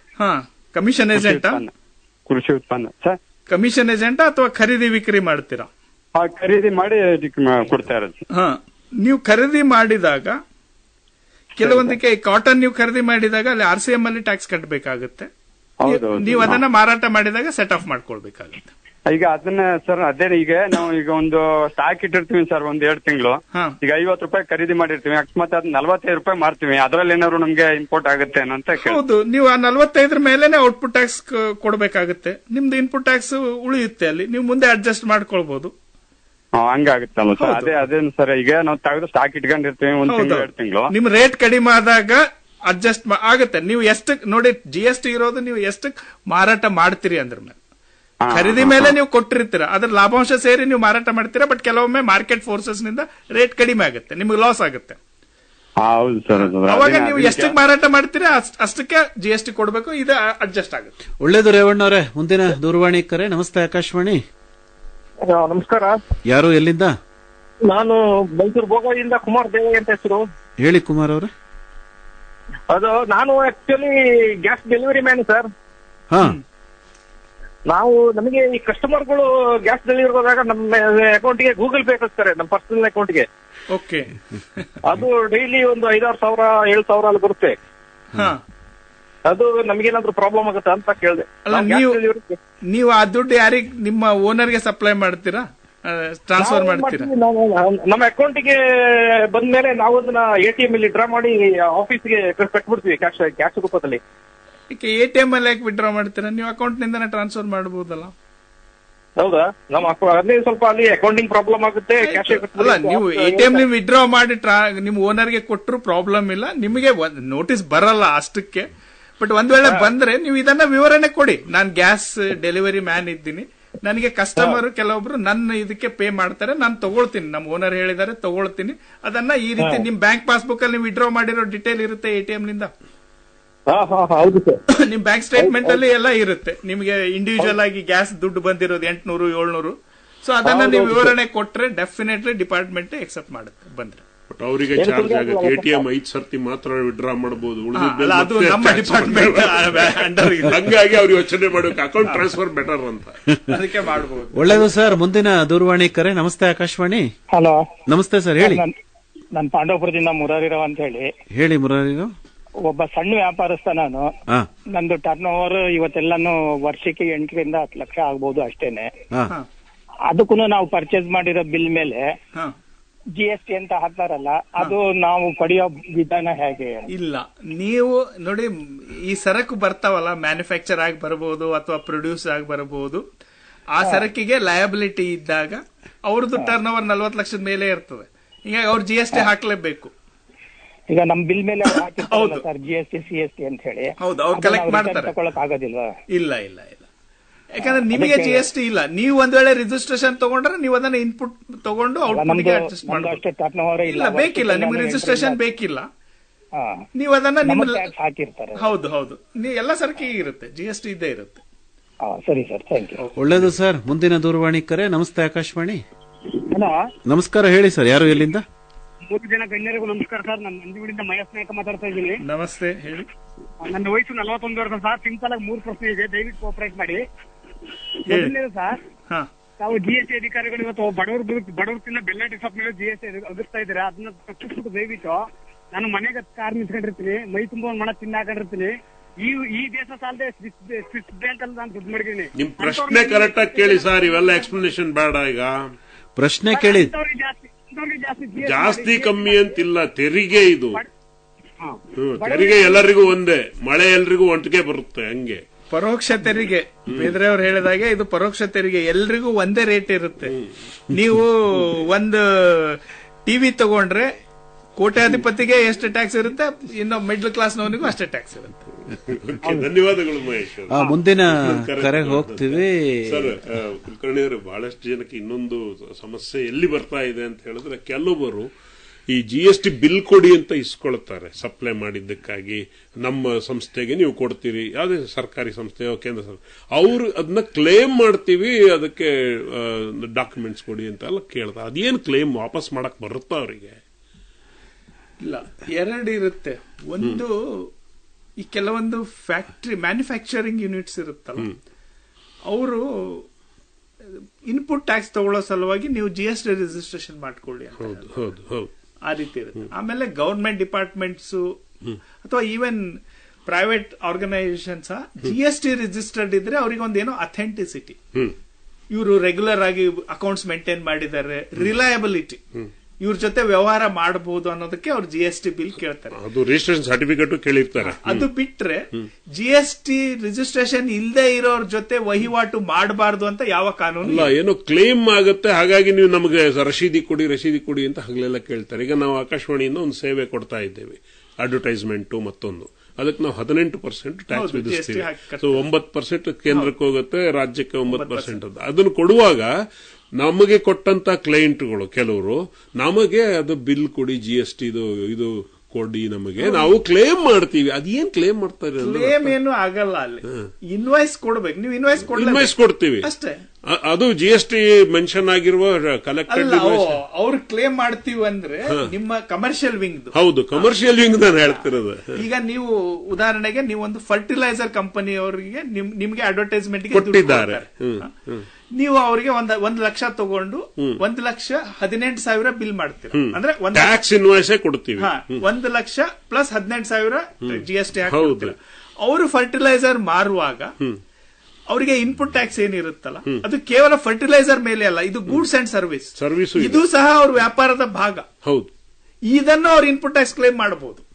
ಕ್ಲೇಮ್ ಮಾಡ್ತಾರೆ. ಹಂಗಾಗಿ ನಾವು ಅವರಿಗೆ ಟ್ಯಾಕ್ಸ್ ರಶೀದ್ ಕೊಡ್ಲೇಬೇಕು. ಅವರಿಗೆ ಔಟ್ಪುಟ್ ಟ್ಯಾಕ್ಸ್ ಗೆ ಇದು ಅಡ್ಜಸ್ಟ್. ಈ ತರದ್ದು ಅನೇಕ ಕಡೆ ನಾನು ಕೊಡಲ್ಲ, ನೀವು ಅಲ್ಲೇ ಬಂದಿರುತ್ತೆ, ನಿಮ್ಗೆ ಅಲ್ಲಿ ಬಂದಿರುತ್ತೆ, ನೀವು ಡೌನ್ಲೋಡ್ ಮಾಡ್ಕೊಳ್ಳಿ, ಈ ಒಂದು ಸಣ್ಣ ಮಿಸ್ಅಂಡರ್ಸ್ಟ್ಯಾಂಡಿಂಗ್. ಡೌನ್ಲೋಡ್ ಅಂದ್ರೆ ನಿಮ್ದು ಸೆಂಟ್ರಲೈಸ್ಡ್ ಇದ್ರೆ, ನಿಮ್ಮ ಎಲ್ಲಿ GST 3B ಫೈಲ್ ಮಾಡ್ತಾರೆ ಅವರು ಒಂದು R1 ಅಂತ ಫೈಲ್ ಮಾಡ್ತಾರೆ. ರಿಜಿಸ್ಟರ್ಡ್ ಡೀಲರ್ಗೆ ಅವ್ರ ಟಿನ್ ನಂಬರ್ ಹಾಕಿ ಪ್ರತಿ ತಿಂಗಳು ಅಲ್ಲಿ ಸೇರಿಸಿರ್ತಾರೆ. ಸೊ ಅದು ಅವರಿಗೆ ಪ್ರೂಫ್ ಇರುತ್ತೆ, ರಿಫ್ಲೆಕ್ಟ್ ಆಗುತ್ತೆ. ಬಟ್ ಅವ್ರ ಬುಕ್ಸ್ ಆಫ್ ಅಕೌಂಟ್ಸ್ ಗೆ ಈವನ್ ಈಗ ನಾವು ಯಾವುದೇ ಅಧಿಕಾರಿಗಳು ಹೋದಾಗ ಒರಿಜಿನಲ್ ಇನ್ವಾಯ್ಸ್ ಇದೇನಾ ಅಂತ ತೋರಿಸಿ ಅಂತೀರಿ. ಆ ಕಾರಣಕ್ಕೆ ಅವರು ಒರಿಜಿನಲ್ ಇನ್ವಾಯ್ಸ್, ಹಾಗಾಗಿ ಟ್ಯಾಕ್ಸ್ ಕೇಳುತ್ತೆ. ದೂರವಾಣಿ ಕರೆ ಇದೆ, ಮಾತಾಡೋಣ. ನಮಸ್ತೆ ಆಕಾಶವಾಣಿ, ಯಾರು ಎಲ್ಲಿಂದ ಮಾತಾಡ್ತೀರಪ್ಪ? ನಮಸ್ತೆ ಸರ್, ಮೈಸೂರಿಂದ ಸರ್, ಪದ್ಮನಾಭ್ ಅಂತ. ಹೇಳಿ ಪದ್ಮನಾಭ್. ಸರ್, ನಾನು ಒಬ್ಬ ಗ್ರಾಹಕನಾಗಿ ನನಗೆ ಕೆಲವು ಜಿಜ್ಞಾಸೆ ಇರ್ಬೇಕು, ಅದಕ್ಕೆ ತಿಳ್ಕೊಳ್ಳೋಣ ಅಂತ ಕೇಳ್ತಾ ಇದ್ದೀನಿ ಸರ್. ಕೇಳಿ ಸರ್, ನನಗೆ ಫಸ್ಟ್ ಪಾಯಿಂಟ್ MRP ಯಾವ ಲೆವೆಲ್ ಅಲ್ಲಿ ಸಫರ್ ಆಗುತ್ತೆ, ಅದು MRP ಅಂತೀನಿ. GST ಸಫರ್ ಆಗೋದು ಯಾವ ಲೆವೆಲ್ ಅಲ್ಲಿ ಅಂತ ಸರ್? ಯಾವ ಲೆವೆಲ್ ಅಂದ್ರೆ ಸಪ್ಲೈ ಅಂತ ಹೇಳ್ತೀವಿ, ಅಂದ್ರೆ ಸರಳವಾಗಿ ಹೇಳೋದಾದ್ರೆ ಮಾರಾಟದ ಮೇಲೆ GST ಬರುತ್ತೆ. ಯಾಕೆ ಕೇಳ್ತಾ ಇದ್ದೀನಿ, ನಮ್ಮ ದಿನನಿತ್ಯದ ನಮ್ಮ ಎಕ್ಸ್ಪೀರಿಯನ್ಸ್ ಹೇಳಿ ಓಪನ್ ಆಗಿ ಹೇಳ್ತಾರೆ. ನಿಮ್ಗೆ ಬಿಲ್ ಬೇಕಾದ್ರೆ GST ಬೀಳುತ್ತೆ, ಬಿಲ್ ಬೇಡ ಅಂದ್ರೆ GST ಸೇವಿಂಗ್ಸ್ ಆಗುತ್ತೆ. ವಿತೌಟ್ ಬಿಲ್ ಸಪ್ಲೈ ಆಗ್ತಾ ಇದಾವೆ, ಬಿಲ್ ಸಪ್ಲೈ ಅದು ಓಪನ್ ಆಗಿ ಹೇಳ್ತಿಲ್ಲ ಅಷ್ಟೇ ಅಲ್ಲ. ಅದು ಏನಾಗುತ್ತೆ, ನೀವು ಅಲ್ಲಿ ಬೇರೆ ಬೇರೆ ರೀತಿಯಿಂದ ತೆರಿಗೆ ವಂಚನೆಗಳಾಗುತ್ತೆ. ಅದು ಬಹಳ ಕಾಮನ್ ಆಗಿದೆ ಸರ್. ನನ್ಗೆ ನಾವು ಒಂದು ಟೈಲ್ಸ್ ಪರ್ಚೇಸ್ ಮಾಡಿದಾಗ we insisted for bill and later we have been told that 50,000 rupees you could have sold by purchasing without bill, but we insisted and we have paid this also. So how it is possible? This is common in Mysore, where if you go to ಒಬ್ಬ jewellery ಹತ್ರ ಹೋಗ್ಲಿ, ಒಬ್ಬ hardware ಹತ್ರ ಹೋಗ್ಲಿ, ಒಬ್ಬ ಯಾರ ಹತ್ರ ಹೋದ್ರು ಓಪನ್ ಆಗಿ ಹೇಳ್ತಾರೆ ಸರ್. ಅದು ಅಲ್ಲ ನೋಡಿ, ತೆರಿಗೆ ವಂಚನೆ ತೆರಿಗೆ ಜೊತೆನೆ ಬೆಳೆದು ಬಂದಿರೋದು. ಹೌದು. ಸೊ ಇಲಾಖೆಗಳು ಅದ್ರ ಬಗ್ಗೆ ಬಹಳಷ್ಟು ಮಾಡ್ತವೆ, ಇನ್ವೆಸ್ಟಿಗೇಷನ್ ಮಾಡಿಸ್ತೀವಿ, ಇನ್ಸ್ಪೆಕ್ಷನ್ ಮಾಡ್ತೀವಿ. ಬಟ್ ಆದ್ರೂ ಅದು ಅಂದ್ರೆ ನಾವೆಲ್ಲಾನು ಕ್ಲೋಸ್ ಮಾಡಿಸ್ತೀವಿ ಅಂತ ಹೇಳಿಕ್ ಆಗಲ್ಲ. ನಾವು ತೆರಿಗೆ ಸಹಿತ ಇನ್ವಾಯ್ಸ್ ತಗೊಂಡಿರೋದಕ್ಕೆ ತಮಗೆ ನಾನು ಅಭಿನಂದನೆಗಳನ್ನ ತಿಳಿಸ್ತೇನೆ. ಯಾಕಂದ್ರೆ ತಾವು ಸರ್ಕಾರದ ಪರವಾಗಿ ಇದ್ದೀರಾ ಸರ್, ತೆರಿಗೆ ಸಹಕಾರಕ್ಕೆ ಒಳ್ಳೇದು. ಪದ್ಮನಾಭ್, ಮುಂದಿನ ಕರೆ. ನಮಸ್ತೆ ಆಕಾಶವಾಣಿ, ಹೇಳಿ, ಯಾರು ಎಲ್ಲಿಂದ? ಹಲೋ, ನಮಸ್ಕಾರ. ಹೇಳಿ ಬೇಗ ಮಾತಾಡಿ ಸರ್. ನಮಗೆ ಒಂದು ಸಣ್ಣ ಅಂಗಡಿ ಇಟ್ಕೊಂಡಿದೀವಿ. ನಿಮ್ಮ ಹೆಸರು ಹೇಳಿ ಫಸ್ಟ್. ಸರ್, ನಿಮ್ಮ ಹೆಸರು? ಸುಬ್ರಹ್ಮಣ್ಯ ಅಂತ ಸರ್. ಹೇಳಿ ಪ್ರಶ್ನೆ ಕೇಳಿ ಸರ್. ಈಗ ನಮ್ಗೆ ಏನಾಗಿದೆ ಅಂದ್ರೆ ಒಂದು 4 ಲಕ್ಷ ರೂಪಾಯಿ ಆಗ್ಬೋದು ಎಲ್ಲ ಒಂದು ವರ್ಷಕ್ಕೆ. GST ಇದು ಬರ್ತದೆ ಸರ್, ಫೋನ್ ಪೇ ಅವು ಇವು. ನಮಗೇನೋ ಟ್ಯಾಕ್ಸ್ ಬರುತ್ತಾ ಅಂತ ಕೇಳ್ತಾ ಇದ್ದೆ. ನಿಮಗೆ ರಿಜಿಸ್ಟ್ರೇಷನ್ ಬೇಕಿಲ್ಲ. ಸರಿ ಸರ್. 4 ಲಕ್ಷದವರೆಗೆ ಟರ್ನ್ ಓವರ್ ಇದ್ರೆ ನೀವು ಆರಾಮಾಗಿ ಬಿಸ್ನೆಸ್ ಮಾಡಿ. 40 ಲಕ್ಷದವರೆಗೂ ನಿಮಗೆ ರಿಜಿಸ್ಟ್ರೇಷನ್ ಇದು ಇಲ್ಲ. ನಿಮಗೆ ಬೇಕಿದ್ರೆ ವಾಲಂಟಿಯರ್ ಆಗಿ ಮಾಡಿಸ್ಕೊಳ್ಬಹುದು, ಇಲ್ಲ ಅಂದ್ರೆ ಬೇಕಿಲ್ಲ. ಒಳ್ಳೇದು ಸುಬ್ರಹ್ಮಣ್ಯ. ಮುಂದಿನ ಕರೆಗೆ ಹೋಗ್ತಾ ಇದ್ದೇವೆ. ನಮಸ್ತೆ ಆಕಾಶವಾಣಿ. ನಮಸ್ತೆ, ಮಾತಾಡಿ ಸರ್. ಹಲೋ ಸರ್, ಕರೆ ಬರ್ತಾ ಇದೆ. ಮತ್ತೆ ಕೆಲವರು ಈ ಒಂದು ಪ್ರಶ್ನೆ, ಹಳ್ಳಿಗಳಲ್ಲಿ ಒಂದು ಕರೆ ಇದೆ, ಸಹಾಯ ಸಂಘಗಳನ್ನ. ಹಲೋ, ಒಂದೇ ಒಂದು ಕರೆ. ಹೇಳಿ, ಮಾತಾಡಿ ಸರ್, ಮಾತಾಡಿ ಸರ್. GST ಫೋನ್ ತಮ್ಮ ಹೆಸರು ಹೇಳಿ, ಕನೆಕ್ಟ್ ಮಾಡ್ತೀರಾ? ತಮ್ಮ ಹೆಸರು ಹೇಳಿ ಸರ್. ಮಂಜು ಅಂತ, ಮೈಸೂರಿಂದ. ಓಕೆ, ಕೇಳಿ, ಪ್ರಶ್ನೆ ಕೇಳಿ. ಸಾಹೇಬ್ರಿದ್ದಾರೆ, ಹೇಳಿ ಮಂಜು ಅವರು, ಕೇಳಿ. ಸರ್, ಏನಿಲ್ಲ, ನಿನ್ನೆ ಮುಖ್ಯಮಂತ್ರಿ ಅವರು ಈಗ 3 ವರ್ಷದ ಹಿಂದಿನ ತೆರಿಗೆಗಳನ್ನ ಮನ್ನಾ ಮಾಡ್ತೀನಿ ಅಂತ ಹೇಳಿದ್ರು. ಮತ್ತೆ ನಮಗೂ ಒಂದು ಹಿಂದೆ ನೋಟಿಸ್ ಬಂತು, UPI ಗಲಾಟೆ ಆಗಕ್ಕೂ ಮುಂಚೆ ನಾವು ಕೂಡ ತೆರಿಗೆ ಕಟ್ಟಿಲ್ಲ ಅಂತ. ಸೊ ಈಗ ಈ ಮನ್ನಾ ಅನ್ನೋದು ಎಲ್ಲರಿಗೂ ಅನ್ವಯ ಆಗುತ್ತೆ, ಹಿಂದೆ ಬಂದಿರೋ ನೋಟಿಸ್ಗಳು ಮತ್ತೆ ಈಗ UPI ನೋಟಿಸ್ಗಳು ಎಲ್ಲದಕ್ಕೆ ಅಂತ ಮಾಹಿತಿ ಬೇಕಿತ್ತು. ಓಕೆ, ತಾವು ಯಾವ ಬಿಸ್ನೆಸ್ ಮಾಡ್ತೀರಿ ಮಂಜು? ಸರ್, ನಾನು ರಿಟೇಲ್ ಶಾಪು ಸರ್. ನಂದು ರಿಟೇಲ್ ಶಾಪು. ಅದರಲ್ಲಿ ಪ್ರಾವಿಷನ್ಸ್, ಗಿಫ್ಟ್ ಐಟಮ್ಸ್ ಎಲ್ಲ ಇಟ್ಕೊಂಡಿದ್ದೀನಿ. GST ರಿಜಿಸ್ಟ್ರೇಷನ್ ತಗೊಂಡಿರ್ಲಿಲ್ಲ ಸರ್, ನನಗೂ ಮಾಹಿತಿ ಇರ್ಲಿಲ್ಲ. ನಂದು IT ರಿಟರ್ನ್ ಫೈಲ್ ಮಾಡಿದ್ದೆ, ಅದ್ರ ಬೇಸಿಸ್ ಮೇಲೆ ನೋಟಿಸ್ ಕೊಟ್ಟಿದ್ರು. ಬ್ಯಾಂಕ್ ಅಲ್ಲೂ ಟ್ರಾನ್ಸಾಕ್ಷನ್ ಆಗಿತ್ತು. ಈಗ ಮುಖ್ಯಮಂತ್ರಿ ಅವರು ನಿನ್ನೆ ಎಲ್ಲ ಮನ್ನಾ ಮಾಡಿದೀವಿ ಅಂತ ಅನೌನ್ಸ್ ಮಾಡಿದ್ರು. ಅಲ್ಲ, ನಿಮಗೆ ನೋಟಿಸ್ ಅದು ಏನಾಗುತ್ತೆ ಸ್ಪೆಸಿಫಿಕ್, ನಿಮ್ದು ನೋಟಿಸ್ ಇದರಲ್ಲಿ 40 ಲಕ್ಷದ ಮೇಲೆ ಕ್ರಾಸ್ ಆಗಿದೆ ಅಂತ ಬಂದಿದ್ದೇನಾ? ಹೌದು ಸರ್. ನೀವು ಯಾವ ವರ್ಷಕ್ಕೆ ಕ್ರಾಸ್ ಆಗಿದೆ ಈಗ ರಿಜಿಸ್ಟ್ರೇಷನ್ ತಗೊಂಡಿದ್ದೀರಾ ಸರ್? ಇವಾಗ ನೋಟಿಸ್ ಬಂದಿದೆ, ಒಂದು 6 ತಿಂಗಳ ಹಿಂದೆ ನಮ್ಗೆ ಈಗ ಮುಖ್ಯಮಂತ್ರಿ ಅವರು ರಿಜಿಸ್ಟ್ರೇಷನ್ ತಗೋಬೇಕು ಅಂತ ಎಲ್ಲ ನಮ್ಗೆ ಆಡಿಟರ್ಗಳು ಹೇಳಿದ್ರು. ಬಟ್ ಈಗ ನಾವು ನಿನ್ನೆ ಮುಖ್ಯಮಂತ್ರಿ ಅವರು ಎಲ್ಲಾನು ಮನ್ನಾ ಮಾಡಿದ್ವಿ, ಇನ್ ಮುಂದಕ್ಕೆ ತಗೊಳ್ಳಿ ಅಂದಾಗ ನಾವು ಹಿಂದುದೆಲ್ಲನ ಕಟ್ಟೋದ್ ಬೇಡ ಅಂತ ಹೇಳ್ತಾ ಇದೀವಿ. ಆದ್ರೆ ಆಡಿಟ್ರು ಆತರ ಮುಖ್ಯಮಂತ್ರಿಗಳಿಗೆ ಹೇಳೋ ಪವರ್ ಇಲ್ಲ. ಯಾವ ಸೆಕ್ಷನ್ ಅಲ್ಲಿ ಹೇಳಿದಾರೆ, ಇದು ಸೆಂಟ್ರಲ್ ಕಾಯ್ದೆ ಅಥವಾ GST ಕೌನ್ಸಿಲ್ ಅಲ್ಲಿ ಆಗೋ ತೀರ್ಮಾನ. ಅಂತ ನಾವು ಎಲ್ಲ ಮನ್ನಾ ಆಗಿದೆ ಅಂತ ಹೇಳ್ತಾ ಇದೀವಿ. ಅಲ್ಲ, ನೀವು ನೋಡಿ, ತಾವು ಯಾವ್ದು ರೆಫರ್ ಮಾಡ್ತಾ ಇದ್ರೆ ಮೊನ್ನೆ ಮುಖ್ಯಮಂತ್ರಿಗಳು ಹೇಳಿದ್ದಾರೆ ಅಂತೇಳಿ, ಅದರಲ್ಲಿ ಅವ್ರು ಸ್ಪಷ್ಟವಾಗಿ ಹೇಳಿದ್ದಾರೆ ತಾವು ರಿಜಿಸ್ಟ್ರೇಷನ್ ತಗೊಳ್ಬೇಕು ಅಂತ. ಅದು ಇಂದು ಮನ್ನಾ ಆಗುತ್ತೆ ಸರ್. ತಾವು ರಿಜಿಸ್ಟ್ರೇಷನ್ ತಗೊಳ್ಳಿ, ಬೇಕಿದ್ರೆ ತಾವು ಒಂದು ರೆಪ್ರೆಸೆಂಟೇಷನ್ ಕೊಡಿ, ನಂದು ಈ ರೀತಿ ಇದೆ, ಅಥವಾ ಅವಾಗ ನಿಮ್ದು ಅವಾಗ ಟರ್ನ್ ಓವರ್ 40 ಲಕ್ಷದ ಕೆಳಗೇನೆ ಇರಬಹುದು. ಬಟ್ ಎಲ್ಲ ಮನ್ನಾ ಆಗಿದೆ ಅಂತ ಮುಖ್ಯಮಂತ್ರಿಗಳು ನಾವು ಮನ್ನಾ ಮಾಡ್ಲಿಕ್ಕೆ ಕ್ರಮ ಕೈಗೊಳ್ತೀವಿ ಅಂತ ಹೇಳಿ ಉನ್ನತ ಮಟ್ಟದ ಸಭೆಯಲ್ಲಿ ಮಾನ್ಯ ಮುಖ್ಯಮಂತ್ರಿಗಳು ಹೇಳಿದ್ದಾರೆ. ಸೊ ನೀವು ಫಸ್ಟ್ ರಿಜಿಸ್ಟ್ರೇಷನ್ ತಗೊಳ್ಳಿ. ಅವ್ರು ಅದೆಲ್ಲ ಸ್ಪಷ್ಟವಾಗಿ ಹೇಳಿದ್ದಾರೆ, ರಿಜಿಸ್ಟ್ರೇಷನ್ ತಗೊಳ್ಬೇಕು. ಯಾಕಂದ್ರೆ ನಿಮಗೆ ನೋಟಿಸ್ ಬಂದಿದೆ ಅಂದ್ರೆ ನೀವು 40 ಲಕ್ಷದ ಮೇಲೆ ಕ್ರಾಸ್ ಮಾಡಿದೀರಾ. ಅಂದ್ರೆ ನಮ್ಮ ಜನಸಾಮಾನ್ಯರಿಗೆ ಭಯ ಏನೋ, ಹಿಂದೂ ಮುಗ್ದೋದ್ರೆ ಮುಂದೆ ಕಟ್ಕೊಂಡು ಹೋಗ್ಬೋದು ಅನ್ನೋದು. ನೀವು ರಿಜಿಸ್ಟ್ರೇಷನ್ ತಗೊಳ್ಳಿ, ನೀವು ಅಪ್ಲೈ ಮಾಡಿ, ನಂದು ಹಳೇದಿದೇನಾ ಅಂತೇಳಿ. ನಿಮ್ದು ಫಸ್ಟ್ ಹಳೇದಿದೇನಾ ಇಲ್ಲ ಅನ್ನೋದನ್ನ ಡಿಸೈಡ್ ಆಗ್ಬೇಕು. ನೀವು ಈಗ ನಿಮ್ದು 40 ಲಕ್ಷ ಕ್ರಾಸ್ ಆಗಿರೋದ್ರಿಂದ ರಿಜಿಸ್ಟ್ರೇಷನ್ ತಗೊಳ್ಳಿ. ಒಳ್ಳೇದು. ಮಂಜು ಅವರೇ, ಮುಂದಿನ ಕರೆ ಸರ್, ಪ್ರಶ್ನೆ ಕೇಳಿ. ಸರ್, ಅದೇ ಪ್ರಶ್ನೆ ಏನಂದ್ರೆ, ಅನೇಕ ಗ್ರಾಮೀಣ ಸ್ವಸಹಾಯ ಸಂಘ ಅದರ ಹೆಣ್ಮಕ್ಳು ಕೆಲವರು ರಿಜಿಸ್ಟ್ರೇಷನ್ ಮಾಡಿಸಿ ಟ್ಯಾಕ್ಸ್ ಕಟ್ತಾ ಇದ್ದಾರೆ GSTದು. ಅದರ ಟರ್ನ್ ಓವರ್ ಏನು ತೋರಿಸ್ತಾ ಇಲ್ಲ. ಅದು ಏನಕ್ಕೆ ಅಂತ ಕೇಳಿದಾಗ ಬ್ಯಾಂಕಲ್ಲಿ ನಮಗೆ ಲೋನ್ ಸಿಗುತ್ತೆ ಇಷ್ಟು ಟರ್ನ್ ಓವರ್ ಮಾಡಿದ್ರೆ ಅಂತ. ಇದು ಯಾರಿಂದ ಯಾರಿಗೆ ಎಲ್ಲಿಂದ ಬಂತು ಅಂತ ಗೊತ್ತಿಲ್ಲ. ಈ ಭಾಗದ ಕೆಲವು ಹೆಣ್ಮಕ್ಳು ಕಟ್ತಾ ಬಂದಿದ್ದಾರೆ. ಅಲ್ಲ, ಇದು ಇವನ್ GST ಅಲ್ಲ, ಹಿಂದೆ ನಮ್ದು ವ್ಯಾಟ್ ಇದ್ದಾಗ, ಸೇಲ್ಸ್ ಟ್ಯಾಕ್ಸ್ ಇದ್ದಾಗನು ಸಹ ರಿಜಿಸ್ಟ್ರೇಷನ್ಗೆ ಅಪ್ಲೈ ಮಾಡ್ತಿದ್ರು. ಯಾಕೆ ಅಂದ್ರೆ ಈಗ ನಮ್ಗೆ ಕಾಂಟ್ರಾಕ್ಟರ್ ಲೈಸೆನ್ಸ್ ಇದೆ, APMC ನಲ್ಲಿ ನಮ್ಗೆ ಪ್ಲಾಟ್ ಅಲಾಟ್ ಆಗುತ್ತೆ ಅಥವಾ ಮಳಿಗೆ ಅಲಾಟ್ ಆಗುತ್ತೆ ಗವರ್ಮೆಂಟ್ ನಿಂದ. ಆಮೇಲೆ ಬ್ಯಾಂಕ್ ಅಲ್ಲಿ ಲೋನ್ಗೆ ಅಂತೇಳಿ ರಿಜಿಸ್ಟ್ರೇಷನ್ ತಗೊಳ್ತಿದ್ರು. ಬಟ್ ರಿಜಿಸ್ಟ್ರೇಷನ್ ತಗೊಂಡ್ಮೇಲೆ ನೀವು ಏನಾದರೂ ವಹಿವಾಟು ಮಾಡಿದ್ರೆ ನಿಮ್ಗೆ ತೆರಿಗೆ ಬರುತ್ತೆ. ಟರ್ನ್ ಓವರ್ ನೀವು ಯಾವ್ದು ಮಾರಾಟ ಸಪ್ಲೈ ಮಾಡಲ್ಲ ಅಂದ್ರೆ ನಿಮ್ಗೆ ತೆರಿಗೆ ಬರಲ್ಲ. ಅಲ್ಲ, ಮಾಡಿದೀವಿ ಅಂತ ಟ್ಯಾಕ್ಸ್ ಕಟ್ಟಿದ್ದಾರೆ. ಇನ್ಫ್ಯಾಕ್ಟ್ ಅಲ್ಲಿ ಏನು ಮಾಡೇ ಇಲ್ಲ ಅವರು. ಇದು ನಮ್ಗೆ ಅರ್ಥ ಆಗ್ತಿಲ್ಲ ಯಾಕೆ ಮಾಡ್ತಿದ್ದಾರೆ ಹೀಗೆ ಅಂತ. ಇದೇನು ಮಿಸ್ಕಮ್ಯುನಿಕೇಶನ್ ಆಗಿದೆಯಾ? ಮತ್ತೆ ಪ್ರತಿ ತಿಂಗಳು ಇದನ್ನ ಕಟ್ತಾ ಇದ್ದಾರೆ ಅವರು. ನಿಲ್ ಮಾಡಿದ್ರೆ ಅಲ್ಲಿ ಏನ್ ತೆರಿಗೆ ಕಟ್ಟಲ್ಲ, ಬರೀ ನಿಲ್ ರಿಟರ್ನ್ ಫೈಲ್. ಅದೇನೆ ರಿಜಿಸ್ಟ್ರೇಷನ್ ಮಾಡಿಸಿ ನಿಲ್ ರಿಟರ್ನ್ ಫೈಲ್ ಮಾಡ್ತಾರೆ. ಅದೇ ಅವ್ರು ಮೋಸ್ಟ್ಲಿ ಅವ್ರು ಬ್ಯಾಂಕ್ಗಳಲ್ಲಿ GST ಕೇಳಿದಾಗ ಅವರು ರಿಟರ್ನ್ ಕಾಪೀಸ್ ಕೊಡ್ತಾರೆ. ಅವ್ರ ಕ್ರೆಡಿಟ್ ಹೆಚ್ಚು ಮಾಡ್ಕೊಳ್ಳಿಕ್ಕೆ ಮಾಡ್ತಿರ್ಬೋದು. ಅದು ಮಿಸ್ಕನ್ಸೆಪ್ಷನ್, ಅದು ನನಗೂ ಗೊತ್ತಾಗ್ಲಿಲ್ಲ. ಒಂದು ದೂರವಾಣಿ ಕರೆ. ನಮಸ್ತೆ, ಆಕಾಶವಾಣಿ. ಸರ್ ನಮಸ್ಕಾರ, ಮಾತಾಡಿ. ನಮಸ್ತೆ ಸರ್. ಯಾರು, ಎಲ್ಲಿಂದ ಮಾತಾಡ್ತೀರಿ? ಮಂಡ್ಯದಿಂದ ನಾನು MPN ಕುಮಾರ್ ಅಂತ ಹೇಳಿ. ಹೇಳಿ ಕುಮಾರ್ ಅವ್ರೆ. ಈಗ ನಾನು GST ಕಟ್ತಾ ಇದ್ದೀನಿ ಬಹಳ ವರ್ಷದಿಂದ. ಈ ಸಮಸ್ಯೆ ಏನು ಅಂದ್ರೆ, ಸಂಪೂರ್ಣ ಮಾಹಿತಿ ವ್ಯಾಪಾರಸ್ಥರಿಗೆ ತುಂಬಾ ಜನಕ್ಕೆ ಇರಲ್ಲ. ತುಂಬಾ ಜನಕ್ಕೆ ಇರಲ್ಲ. ಅದನ್ನ ಫಸ್ಟ್ ತಿಳುವಳಿಕೆ ಮೂಡಿಸ್ಬೇಕು. ಆಮೇಲೆ GST ಇನ್ನೂ ಸರಳೀಕರಣಗೊಳಿಸ್ಬೇಕು. ತಾವು ಯಾವ ವ್ಯಾಪಾರ ಮಾಡ್ತಾ ಇದ್ರಿ ಕುಮಾರ್? ನನಗೆ ಟಫ್ ಅನ್ಸುತ್ತೆ. ನಾನು ಹೆಚ್ಚು ಕಮ್ಮಿ GST ತಿಂಗಳಿಗೆ ಹೆಚ್ಚು ಕಮ್ಮಿ 70-80 ಸಾವಿರ, 1 ಲಕ್ಷದವ್ರು ಕಟ್ತೀನಿ. 12 ಲಕ್ಷ 13 ಲಕ್ಷದವ್ರು GST ಕಟ್ತೀನಿ. ಅಲ್ಲ, ತಾವು ಯಾವ ಬಿಸ್ನೆಸ್ ಅಲ್ಲಿ ಇದ್ರಿ ಸರ್? ನಾನು ಇಂಟರ್ನೆಟ್ ಬಿಸ್ನೆಸ್ ಅಲ್ಲಿ ಇದ್ದೀನಿ. ಸೇವೆ, ಸರ್ವಿಸ್, ಇಂಟರ್ನೆಟ್ ಸೇವೆ 18% GST ಕಟ್ತೀನಿ.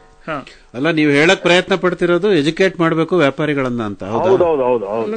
ನಮ್ಮ ಇಲಾಖೆ ಇವನ್ ಏನಂದ್ರೆ ಸ್ಟೇಟ್ ಗವರ್ಮೆಂಟ್ ಸಣ್ಣ GST ಇನ್ನೂ ಸರಳೀಕರಣಗೊಳಿಸಬೇಕು. ಓಕೆ, ಯಾವ ರೀತಿ ಸರಳೀಕರಣ ತಾವು ಹೇಳೋದು? ಯಾವ ರೀತಿ ಅಂದ್ರೆ, ಈಗ ನಾವು ಗೂಡ್ಸ್ ಎಲ್ಲ ಒಂದ್ ಕಡೆ ಹೋಲ್ಸೇಲ್ ಪರ್ಚೇಸ್ ಮಾಡ್ತೀವನಿ.